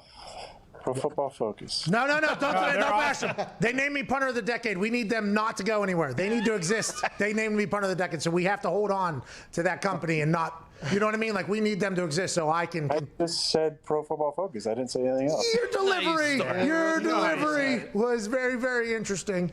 All right, so I'm not even going to ask about that. We'll just keep it moving in a different fashion. When you watch Patrick Mahomes play football, okay? You've seen him act. You guys are great at acting. Yeah, you guys are. I mean, we have a great slew of NFL quarterbacks doing good acting right now. You even had a good reaction whenever I forgot that ball, because once I see you throw that ball away from the dog, I immediately turn my attention to how heartbroken the dog has to be. Crushed. I don't even think about the potential window that you broke where they shouldn't have been standing there. Happy Gilmore situation. You have good reaction acting, which was very nice. But when you see Patrick Mahomes play, okay, and I'm not going to say this just because you're on the show, but very reminiscent of Aaron Rodgers style of football, right? That is very, very reminiscent to Aaron Rodgers style of football. Making plays out of nothing, absolute cannon of an arm, dissecting defenses. Whenever you see Patrick Mahomes play, like last night, for instance, they said he struggled against the Chargers or whatever, and then you watch that game last night. What do you think when you watch like the next generation of guys? Is there any thoughts for you, or is it just like, yeah, he's good at football, or do you look even deeper than that? Well, first of all, I'm just so happy that all the pets, again, I want to say, were involved with those commercials are safe. We are not certain of that. We are not happy as far as I'm concerned. I mean, I had nothing, as far as I know, they're doing great. I'm a Pat Mahomes fan. I really am. I enjoy watching him play. I enjoy his demeanor. I think he's a fun guy to be around. He's got a lot of character, and he's supremely talented. I enjoy watching him play. I think, it's always fun watching kind of the next group of guys come up and seeing how they play. And I've said it before with the utmost amount of respect, and I'm not going to say something derogatory here, which a lot of times people do when they say with all due respect. But, that's what that statement's for, by the being is to drop a hammer right after that. I do see similarities in our games. I feel like being able to move in the pocket, being able to run around, throw on the run, adjust things in the last scrimmage, be able to make all the throws on the field.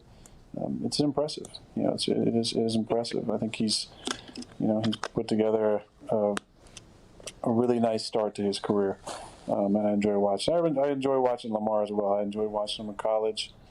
He does things on the field that nobody since Michael Vick has done as far as his athleticism. There's even last night, there's times they're not blocking guys and leaving a free edge guy, and it's almost like it doesn't matter to him because the guy's not making the play. Now, they locked down on the back end pretty solid last night when he was able to really get free and was a thrower. But, he's a special type of athlete, and you're seeing more and more guys in the league who are having success and being able to use their legs. When I first got in the league, it was a lot of, more stationary guys. It was prototypical, 6'5" guys who were pocket passers. And there weren't a lot of guys like myself. Even when I grew up watching football, Steve Young was an anomaly because just guys didn't play like that. Randall Cunningham, and then Michael Vick. You just didn't have a lot of guys who were able to use their legs. And there's been, I'd say, a lot more in the last decade of guys playing who use their legs, who can be pass-first guys out of the pocket, but are also, extremely talented, extended plays, scrambling for first downs and making big plays. Last week, Pat had I think they had like a 3rd and 20 against the Chargers, and he scrambled around and stepped in the pocket and took off, and it was like a 21-yard gain for a first down. Probably the most underrated play of that game was that his ability to extend the play, to use his legs and get a first down. And that's, I had, a little old guy special Sunday night. We had 3rd and 12. I got out of the pocket and got 13. Got a little explosive run.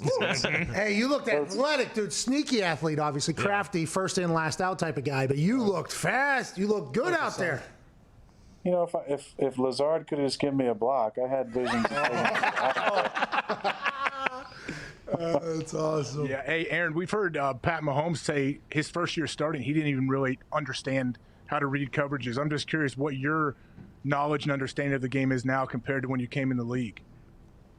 Well, oh, there's that water. Jesus, we've been hearing it the whole fucking time. I wish it was purple, like my Pedialyte that I've been drinking on the sidelines. Out of a Gatorade bottle. Yeah, I can't wait to get that Pedialyte. Maybe we can do get both of us get sponsored. Oh yeah. You and I, Pat. Listen, if we get a Pedialyte deal, I've been begging for it since I'm probably 18 years old at this point. I'm all in. And if I need to ride to Aaron Rodgers' coattails into Pedialyteville, I am flying high, pal. Hell yeah. I mean, I think you and I can do that. AJ can get that green shit he used to drink all the time that made him smell as bad as you could possibly imagine. I don't know what that was. I mean, I'm sure he's like on his third spark of the day. And he's probably pissed twice underneath that desk. Yeah. Oh yeah. We heard it. We heard it a little bit ago, actually. Yeah. I'm not exactly sure what the question was, Pat. I'm sorry. No, it's the Your defense. knowledge of the game. Your knowledge from when you got knowledge. Yeah, thanks. till now. Like, did you know? Could you read defense and everything when you got to the league? Hey, sorry, I had to bury AJ real quick, and then if we could repeat the question, please, I would appreciate that. It's all false. Yeah. Look, Age, I don't think there's a lot of looks that I haven't seen, and that's the beauty. And the recall is so important in our position, being able to remember things and looks that happened years ago, a decade ago, in a moment. The league is a cyclical league. Things come back all the time. I'm sure there's things that I saw early in my career that are going to start making its way back. There's trends that happen. I've seen a lot of trends on both offense and defense over my time. I mean, remember when the Wildcat was going crazy and Miami ran it and beat, New England with Ronnie Brown, throwing passes and running the ball and giving it to Ricky Williams, and it's just a plant, by the way. And, all the things Hey, bingo! Hey, vitamins, by the way. All the things that we've seen over the years, obviously with Seattle and the Legion of Boom and their one high defense that so many teams have run. There's just so many things that I've seen. It's really hard to get surprised. Now there's every now and then you see a look that's totally different, or somebody disguises something that's really different. But there's just a comfort level that I've seen so many looks that I feel like I can make the right reactions in real time, and just kind of rely on those experiences and those memories. Let's go to a phone call before we let you go. You want Roscoe or John? Roscoe. Yeah, for sure. Roscoe in Louisville. What's going on, pal? Hey, man. First of all, Aaron, I'm a huge fan. It's a dream come true to talk to you, so I appreciate you taking my call. Dream maker. Yeah, you are. Well, I'll keep it light. Me too. Simple question. I know you're a fan of Game of Thrones and Afterlife shows I love. What other show out there should I be watching? I know you like the shows I like. What other shows should I be watching? I mean, I would say The Office. If you haven't seen The Office, it's just stinks. It's a show that would get canceled by cancel culture probably within the first couple episodes. I'm joking. It doesn't. Okay. But it's never watched. I think it's phenomenally done. The British Office is what I first got into with Ricky Gervais. I'm a big Ricky fan. There's only 2 seasons, like many of his shows, and they're absolute gold. I was a little adverse to the American Office at first, just because I was such a fan of the British Office. I didn't think there's any way they could do it justice, but they did, and it's a phenomenal show. So I think I said it. I don't know if it was on this one or a different. Oh wow. Different episode. It probably wasn't this show, because this show's been by far my favorite thing of the week. Yeah! That's what we were waiting for. Woo! But I did say that I've been watching The Office multiple times through, and it holds up every single time through. You need to watch Ted Lasso. The more I watch it, the more I become a fan of Robert California. Yes. I don't know who the hell that is. I've never seen The Office, but you need to watch Ted Lasso. Ted Lasso. I heard. It's what's his name doing the soccer coaching? Football, but yeah, you're Ted Lasso. Jason is, I know him. I went and saw him off Broadway. No big deal. Suds? Cultured dude. Jersey Boys? No, it was, what's that movie? Robin Williams teaches the kids. Dead Poets Society. Dead Poets Society. No big deal. I'm cultured. How you doing? Keep it moving. Before we let you go, I'm sorry, AJ. We have to let him go. We have to get to a break, literally. I read an article, a couple of them. These got sent to me whenever people found out that you're coming on every Tuesday. That I have to ask. What's that? What's that? His hands? I'm just talking to Aaron. Yeah, keep going. I just want to know about the alien thing. So everybody tweeted me, because you and I share very similar views on a lot of things, it sounds like. Ricky Gervais, The Office, Life, dropping dime socket signs. And by the way, UFOs, I am all in. This was a big story in your life, because I get tweeted it probably, 15 times a day. Ask them. What is your UFO experience? This is unbelievable. Every night I go out looking for one. Literally, I'm always like, come on, let me see something. Let me get it on camera. Let's have a night together, you and I. You gotta call him in. Did you not watch CE5? What do I got to say? I want Bigfoot hunting, and they told me just to yell as loud as I can. I want Bigfoot hunting with a deaf guy. By the way, Bigfoot hunting is like 90% audio, so going with a deaf guy is a problem. But if you want to tell me how I can call in an alien, I am here for it. That can't be a real story. Real story. He was in the hills of Georgia. He had Confederate flags all over him. It was kind of a sketchy situation. We went out into the woods. They had a Bigfoot caller. We didn't see shit or hear a damn thing, and the deaf guy's never heard a thing. Anyways, let's get to the UFOs. Can we please? There's a documentary called Close Encounters of the Fifth Kind, I believe. It's about this organization that came out during quarantine that goes out and does these like circles where they call in UFOs, and they have video of it and all these different things. Anyway, long before this happened, 15 years ago, and I told this story on the Nerdist podcast with Pete Holmes, comedian friend of mine, but I told a story about how I was in New Jersey with a teammate of mine, Steve Levy, and Steve has been asked, after I shared this on the podcast 5 years ago or so, he's been asked to verify my story, and thankfully he did. Steve. But it was him and his brother at their house in Jersey, and we saw a crazy thing in the sky that filled up most of the vantage point that we had. It was a snowy night. It was orange and moving in the clouds from left to right. And the bizarre part that was attached to it was that after it went out of sight and we were frozen looking at each other wondering what the hell just happened, about 30 seconds after that, we heard fighter jets. And if you've seen a flyover, or you watch Top Gun, or you've been to an air show, you know what that sounds like, the sound of a plane zipping by.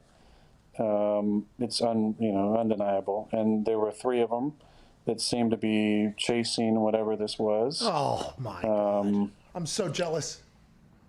And after that, I really got into researching that because we had this story that we couldn't explain. It wasn't in the papers the next day. It wasn't in the papers the day after that. That was never really talked about. And so it was just something that I definitely got into and was interested more in, and I've done some research over the years. Had some other interesting experiences as well, but that was probably the most vivid and expansive interaction that never got talked about or explained. What are those other interesting experiences? Well, that's for another time, Pat. Oh, ladies and gentlemen, a man who has, I'm so jealous of this, won a Super Bowl. I'm so jealous of this. A man who is potentially the best human to ever play the position he plays in the biggest league in the world, and a man who has seen a UFO in fighter jets. Ladies and gentlemen, Aaron Rodgers. Thank you, Aaron. Thank you, man. Thanks for those exclusive stories that we won't hear ever. Have a good one, bub. See you guys. Yeah, see you later. All right, we have to get to a break. We'll react to all of that on the other side. He has seen UFO, orange in the sky. Fighter. Do you know every time at my house I take my dogs out at night, I just stare up and I'm like, oh, yeah. All right, something fucking be weird up there. Come on, let's do it. Let's have a moment here. Because it is documented now that the shit's real. Yeah. Okay, Pentagon's even released. He got a chance to see it years before. I assume he was mocked and ridiculed, by the way, when he came out there. Probably. Oh, Aaron Rodgers, this hippie seeing shit in the clouds. Aliens trying to abduct him, get him to their league. By the way, smart. Space Jam or Monstars, that would be the guy I would want to have. We got to get to a break for real. It'll probably be a double one, so hold on for a little bit. We'll see you in a little while. This is the Pat McAfee Show, Tuesday, September 29th.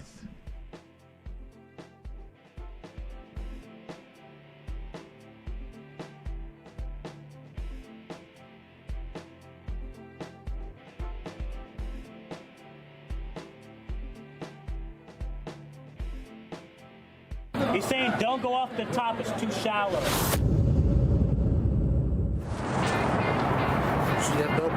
All you're going to hear this stadium do is they put the big paw up, they start shaking it, they go, whoa.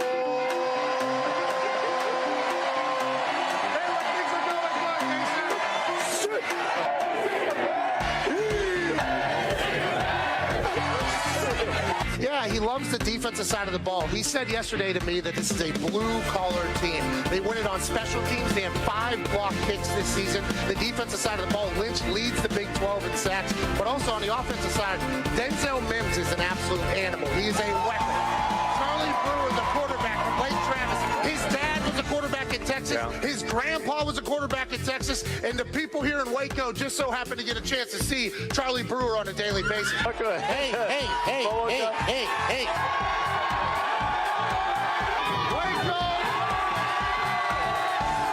Yeah, Boomer here is going to mean a little bit different than what it means on the internet currently. And hopefully here in Baylor, they hope they're not hearing a lot of Boomer sooner. Everybody wants to be a punter, including quarterbacks. If I was a quarterback, I'd want to be a punter as well. 0 yards on that punt. It's an embarrassing situation. The Dak dance that gets on national television has led to a lot of losses, but you got to respect the hips being able to. Good to go. Am I going to make the college game day? Well, I want to make something creative. I want to make something fun. No, to hell with it. I don't like OU. That's years and years of patience. Right now? Okay, let's do it. We are out here on the Brazos River, which you can take a boat to the game. One of the only stadiums in the country that you can do that. It's beautiful out here. A lot of people would say, this is the last time I'm going to be on game day. The last time I allegedly did what I'm about to do, I ended up in a jail cell. Let's go!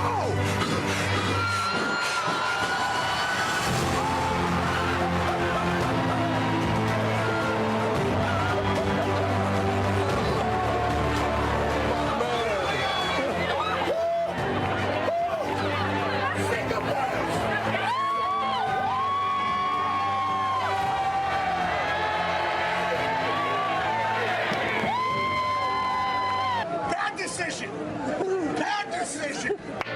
The poop kicker's getting way down there. A lot higher than I thought.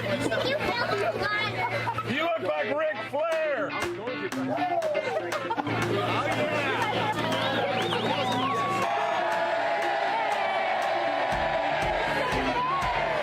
That was a sellout, by the way. That was beautiful. Do we have any other shirts? Yeah, hold on. You need to go get changed before you get sick. Great work, I'm actually not that cold. Hey, I went for it. My chest hurts.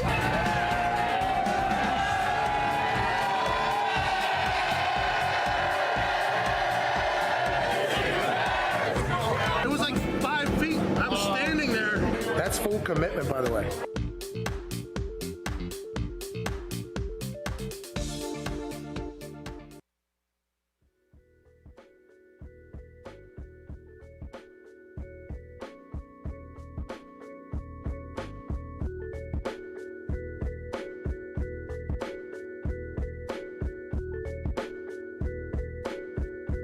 Doing it for the brand. It's the Pat McAfee Show on Mad Dog Sports Radio. Welcome back to Pat McAfee Show, McAfee and Hawk Sports Talk. Turns out we can't stack the brakes. Oh. We have a hard out at 56. So I was mid leak there, and we got called back in. And I want to let you know that in 2016, Canadips began crafting the pouch and mouth for California's recreational market. They were no strangers to the industry, and their blue-collar roots made them familiar with tobacco dip. Putting the CBD in the dip was a natural evolution, a CBD pouch. The experience with chewing tobacco as a delivery method seemed like the perfect solution for a new tobacco-less product. We couldn't believe it hadn't been done, says Canadip CBD. It was a simple concept, but the grind to develop the product was not easy. They traveled all around the world, partnering with a food chemist whose life work was the key to unlock it all. Canadip sourced rare and specialized machines to bring the pouch to reality. Through their journey, Canadips created something more than just a pouch. They created a way to live a tobacco-free lifestyle. Now you can try Canadip's tobacco-less products for the first time. Go to CanadipsCBD.com. That's CanadipsCBD.com, and use promo code LIPBOOMERS and get 15% off your first order of tobacco-free pouches. That's CanadipsCBD.com, and again, use promo code LIPBOOMERS for 15% off your first order of tobacco-free products. Now, welcome back to the show. AJ, Aaron Rodgers Tuesdays are just awesome. Great question there with the old act like the helmet's out. I assume you did this on the defensive side of the ball as well whenever you act like the microphone speaker thing isn't working? No, we're blitzing. The speaker wouldn't actually really go out sometimes. So, but yeah, every once in a while you gotta, act like you didn't hear it. How would you feel on the defensive side of the ball if you didn't get to practice Wednesday, Thursday, Friday, Saturday walkthrough, game on Sunday? This seems like quite a disadvantage for the Titans, but hey, shouldn't have got COVID, pal. Shouldn't have got COVID. It's on them. It definitely does seem like a big disadvantage, but who knows? Let's see how it goes. If any team can do it, I think Mike Vrabel coached Tennessee Titans can find a way. He's a guy that's not going to make excuses, but Aaron hit it right on his head. The thing that you're going to miss are all those reps you get Wednesday, Thursday, Friday. Like, you know how many, Pat, there's so many walkthrough reps that you get, and you get to flesh out all the possible problems you may have in the game when it comes to this play we're running or this defense we're running. Like, hey, here's all the really, really difficult things they can do to challenge you in this look. And you do that for 60 different calls. AJ, the question that I have for you is, they're a run team. Okay, they're going to run the rock. First half, they're going to run. Second half, they're going to run. Here we go. What is something that, like, the Pittsburgh Steelers can add in that maybe the Titans missing out on practice they could potentially expose and take advantage of because the Steelers are able to practice? I don't know. Honestly, at this point, right now, when it's just a weird, you're going to be missing 3 days on the field that your opponent gets. I guess I don't know what you could really do. You could just hope that the guys maybe are a little winded. They don't have as much in the tank. But the thing is too, if you're Mike Vrabel, would you tell the guys like, hey, make sure you go run 15 laps around your house, depending on how big your house is, and you run up and down the steps. Like, you got to do something to try to stay in shape, and you can't come to the facility, right? Listen, while you're running around the house, don't fucking talk to any of your neighbors, okay? We don't know who's got COVID. Let's go to Clayton down there in Florida. They're going to find somebody, Pat. They're going to find a Tennessee Titan player working out at Planet Fitness or something. Oh. Everyone's going to go crazy. Oh, we had COVID-19 on just 8 people, and then they all went to the 24-hour fitness. And turns out the Stairmaster was infected to the gills with COVID. What do you want to talk about, Clayton? Honestly, Pat, it's a pleasure to talk to you. I'm a big fan. You're one of the most impressive humans I've ever seen, and it's all due to your energy, your connectivity. Part of that is, I'm curious to know what kind of psychedelics you maybe have done. I know this is kind of a fringe topic, but not that fringe. Great question. Mushrooms is actually the reason why I made the NFL. There's an incredible story about that. In college, I took mushrooms my junior year, senior year, I forget when it was. We were in the spring, and I was kind of the guinea pig for the mushrooms because my roommates took class a lot more serious. So I was completely okay just kind of being the guinea pig for things. There's one particular night we were having a good time, and we had a very real discussion with each other. And basically all of our lives have kind of went the exact way that we all talked about in that kitchen. And that's a weird thing about psychedelics is it opens up to great conversation. It opens up to great revelation, I believe. And I can definitely say that it helped me one particular evening in a kitchen of my tiny little house in Morgantown, West Virginia with my roommates. It was awesome. I think he was going to ask about DMT too before I cut him off. Never taken it. Not scared of a damn thing that will do it at some point because I've seen what happened to Joe Rogan. He gets $100 million a year and companies hate him for it whenever they decide to pay him. Hell, you took shrooms, went to the NFL. You take DMT, you might be the goddamn president. AJ, you don't seem like a guy that gets into any of that stuff, which, by the way, to each their own. I don't think everybody should dive into it. Whenever you get into the psychedelic world, you have to be very comfortable with what's going on in between your ears because it's going to magnify whatever you are times 10. So if you're an anxious person, a scared person, or a nervous person, just know that you're going to get amplified times 10 when you get in there. I'm a pretty carefree guy, let's have a good time, positive guy, so it goes times 10 accordingly, and I have a great time. Haven't done it in a long time, tough to find, but I had a great time with it years ago, and I just dropped a little because now there's going to be people. Oh, yeah. Oh, I got it for you. Yeah, there's going to be a lot of that. Not that I need it. Take it easy, pal, okay? I don't need to have a bad trip at the age of 33. I might poop my pants. I don't need that in my life, AJ. Didn't you hear Aaron when he threw in there? He was mentioning Ricky Williams. Oh, it's just a plant. As he just throws his little jabs in. Yeah, just letting you know where he stands on the whole vitamins thing, which I think the rest of the world feels that way. Hey, big presidential debate tonight, by the way, outside the sports world. Can't wait. 2 men enter. Who knows what exits? Can't wait for that thing. Hey, by the way, I want to watch. I can't wait. Dude, this is going to be WWE tonight. I don't know anything about politics, but I do know the two sides hate each other. And whenever you've got a chance for the representation of each side just to get in there, I'm watching purely WWE, and then I'm just going to go ahead and keep it moving. I don't know anything, but I do know you should vote. Hey, get out and vote. Vote. Rock the vote. Consider this another person who's on a microphone telling you to vote. And if you were going to vote, I would assume I'm not going to change your mind. And if you weren't going to vote, I will also assume I wasn't going to change your fucking mind. But I'll grandstand. Hey, go vote. Go vote. Yeah, vote. Don't forget to vote. What's going on, Cassie? Please do, by the way. It's your civic duty, bro. It's on it. Cassie, what's going on in Wisconsin? Hi, Pat. Hi, team. How you guys doing? Hey, Cassie. Just make sure you get out there and vote. What do you want to talk about?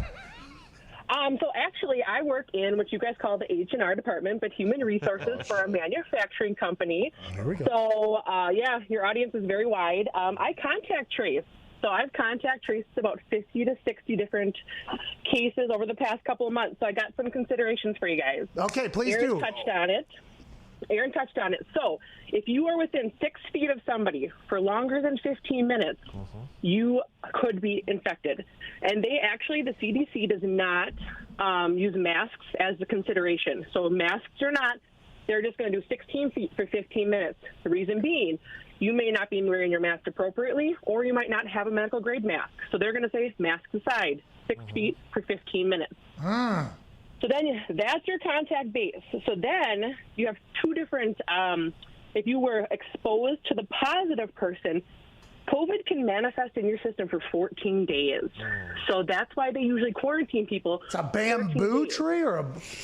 Oh, and so then what they're looking for, I believe, is you mostly are going to develop the symptoms within 3 to 5 days. So that's going to put you at that Saturday date. Biggest thing right now, loss of sense of taste and smell. So they're going to deep clean the facility. They're testing like crazy right now. If you have been exposed to one of the 5 positive people and you don't test positive, that means you could not have spread it. It might manifest for 14 days, but you yourself were not a spreader. So that would stop that line of contact. Cassie, thank you so much. Just truth bomb out of Wisconsin. Wow. Nobody has a clue if she's right or not because we haven't checked it, but I'm taking her word to the deathbed. They are all asymptomatic. Too. Okay, so that's a contact tracing thing. So it's not just if you happen to walk by on a plane or something. If you're there for 15 minutes next to him, that makes a lot of sense. Here we go. Thank you, Cassie. Yeah. It means a lot. H&R department, a lot of things coming out of Wisconsin today. Aaron Rodgers Tuesday. Mr. AJ Hawk, can't thank you enough for joining us. Mike Pereira, Jet Passon. Playoffs are happening. I guess baseball is happening. Oh, yeah. AJ, any final words here for the people on SiriusXM Mad Dog Radio Channel 82? No. Another good one. I think Aaron he had a good time today. I was excited to have him, and you know what? I almost forgot about the debate. So thank you for reminding me to vote. I need that. I need more high-profile people on a mic telling me to vote. So yeah, the debate should be fireworks tonight. I think I'm worried that my expectations are too high for whatever chaos may happen. That it might just be boring. But that's the world, dude. And vote, Pat. Make sure you vote. No, you make sure you vote, AJ. Okay, I will now. Now that you said it, I'll do it. Oh, me too, because you said it. Yeah! Other side. You clown. Hey, we're voting. Don't touch me. COVID-19, you fucking sicko. All right. Tuesday, September 29th, Aaron Rodgers Tuesday.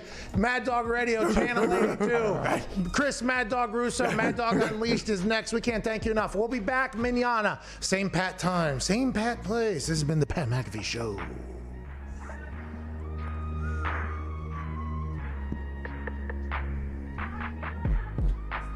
We're clear. Woo! We are clear. Another day down on that. All right. Another day down. Hey, by the way, don't touch my hand like that. Okay, we don't need COVID right now. I was a test and you failed. Trying to grab his You're face. Right. I did fail. You're right. Thank you for holding me accountable. Hey, make sure you vote. I'll hold you accountable for that too, dude. It's the worst. Oh my God, it's the fucking worst. I know there's been a couple of my old friends, or not old friends of mine, but through the days, who have been less than perfect individuals in their life, grandstanding to the highest of highs about people voting. It's like, I appreciate the fact that we're spreading the answer. Hey, I think everybody knows that politics are happening right now and there's a vote coming. It is literally in every single aspect of the world right now, which is why this show is great because we're all way too stupid to fucking have an opinion on any of it. Yeah, it's great news. Do you think more people would vote if they got ashes on their forehead after? Hey, easy. Take it easy. Hey, true. Hey, that's Take real. Take it easy, dude. True. Yeah. Because you get that little button, right? You get that little sticker. Yeah, but if you get a tattoo on your face there for a 24-hour temporary tat, that'll maybe up it a little bit. People love that. Maybe a big V on the forehead. Smart. I can't give up candy again. What's that, dude? That's the reason why you get that thing on your face to give up something. I don't want to give up candy. I don't know. I can't give up candy again. believe you're referring to Lent. Is that what that is? Ash Wednesday. Ash Wednesday, That is when it starts. I'm not 100% sure that is what that is about, but I don't know the backstory. That could be. It is. Yeah, he nailed it. That He is what nailed it's it. about. Let's That's the just beginning drop of it the because I 40 don't days. want to give up candy again. Jeez. All right. Can you tell us how your polls doing? Oh, yes. Someone get this kid a Snickers. With over 23,000 votes today. Whoa. Holy hell, Michael Jesus, Jordan. slow down. Big deal. Did the Titans ruin the whole NFL season? Did who? The Titans. You said Watch Italian. your mouth. You said Italian. You said it. What do you mean? You said You know Italian. you fucking did. No, I said Titans. Yeah. No, you said I think Italian. you said Italians, pretty sure. But hey, 23,000 people voting on this guy's poll. Yeah. Get off his ass. Yeah. to each Poll his own. tomorrow will be Italians. Yeah. Yep was 60.5%. Nope, 39.5. Okay, so the Titans are being blamed by 23,000, a majority of the 23,000 people for ruining the whole NFL season. This is going to be interesting because we can assume that this isn't the first. This is the first, but it won't be the last. We can assume that this is going to happen again. So however this plays out is going to be the precedent going forward that everybody else is going to expect. Maybe this will just be a learning curve. Like, hey, we can't just throw guys out there without 4 days of practice and just drop them in on a Sunday against another team that got to practice for 3 days. Or maybe it'll be like, if this happens again, we can just do exactly what we did with the Titans. This is a lot. A lot's going to unfold here in the next week or so with this entire COVID case. Do you think if this happens again to where a team has to miss a couple days at the facility, they say, all right, to try to balance it out, we don't want someone to have a competitive advantage. Their opponent has to sit out. They have to close their facility for the same amount of days. All right. Ben Roethlisberger's got to go home. Somebody keep an eye on him, by the way. We know.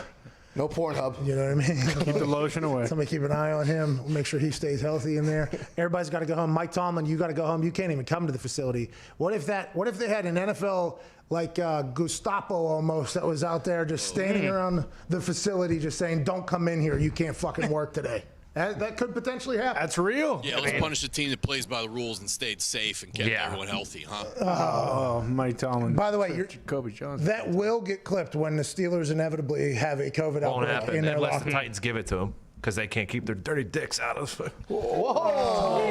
Don't bring up dicks. A lot of people are attacking the Titans right now, man. It could have been a DoorDash delivery person. It could have been. Yeah, or like I forgot who said it, maybe you, but it could have just been someone's kid who had to go to school and come back. Well, put the mask on your kid and the delivery guy, okay? Well, I would be a big proponent of my kid not going to school. You know what I mean? Yeah. But then you got to keep him at home. Would you? You got to teach him. No, That's what video games are for. yeah, a kid will have an entire wing to himself. To go. Give him to Tim. Yeah.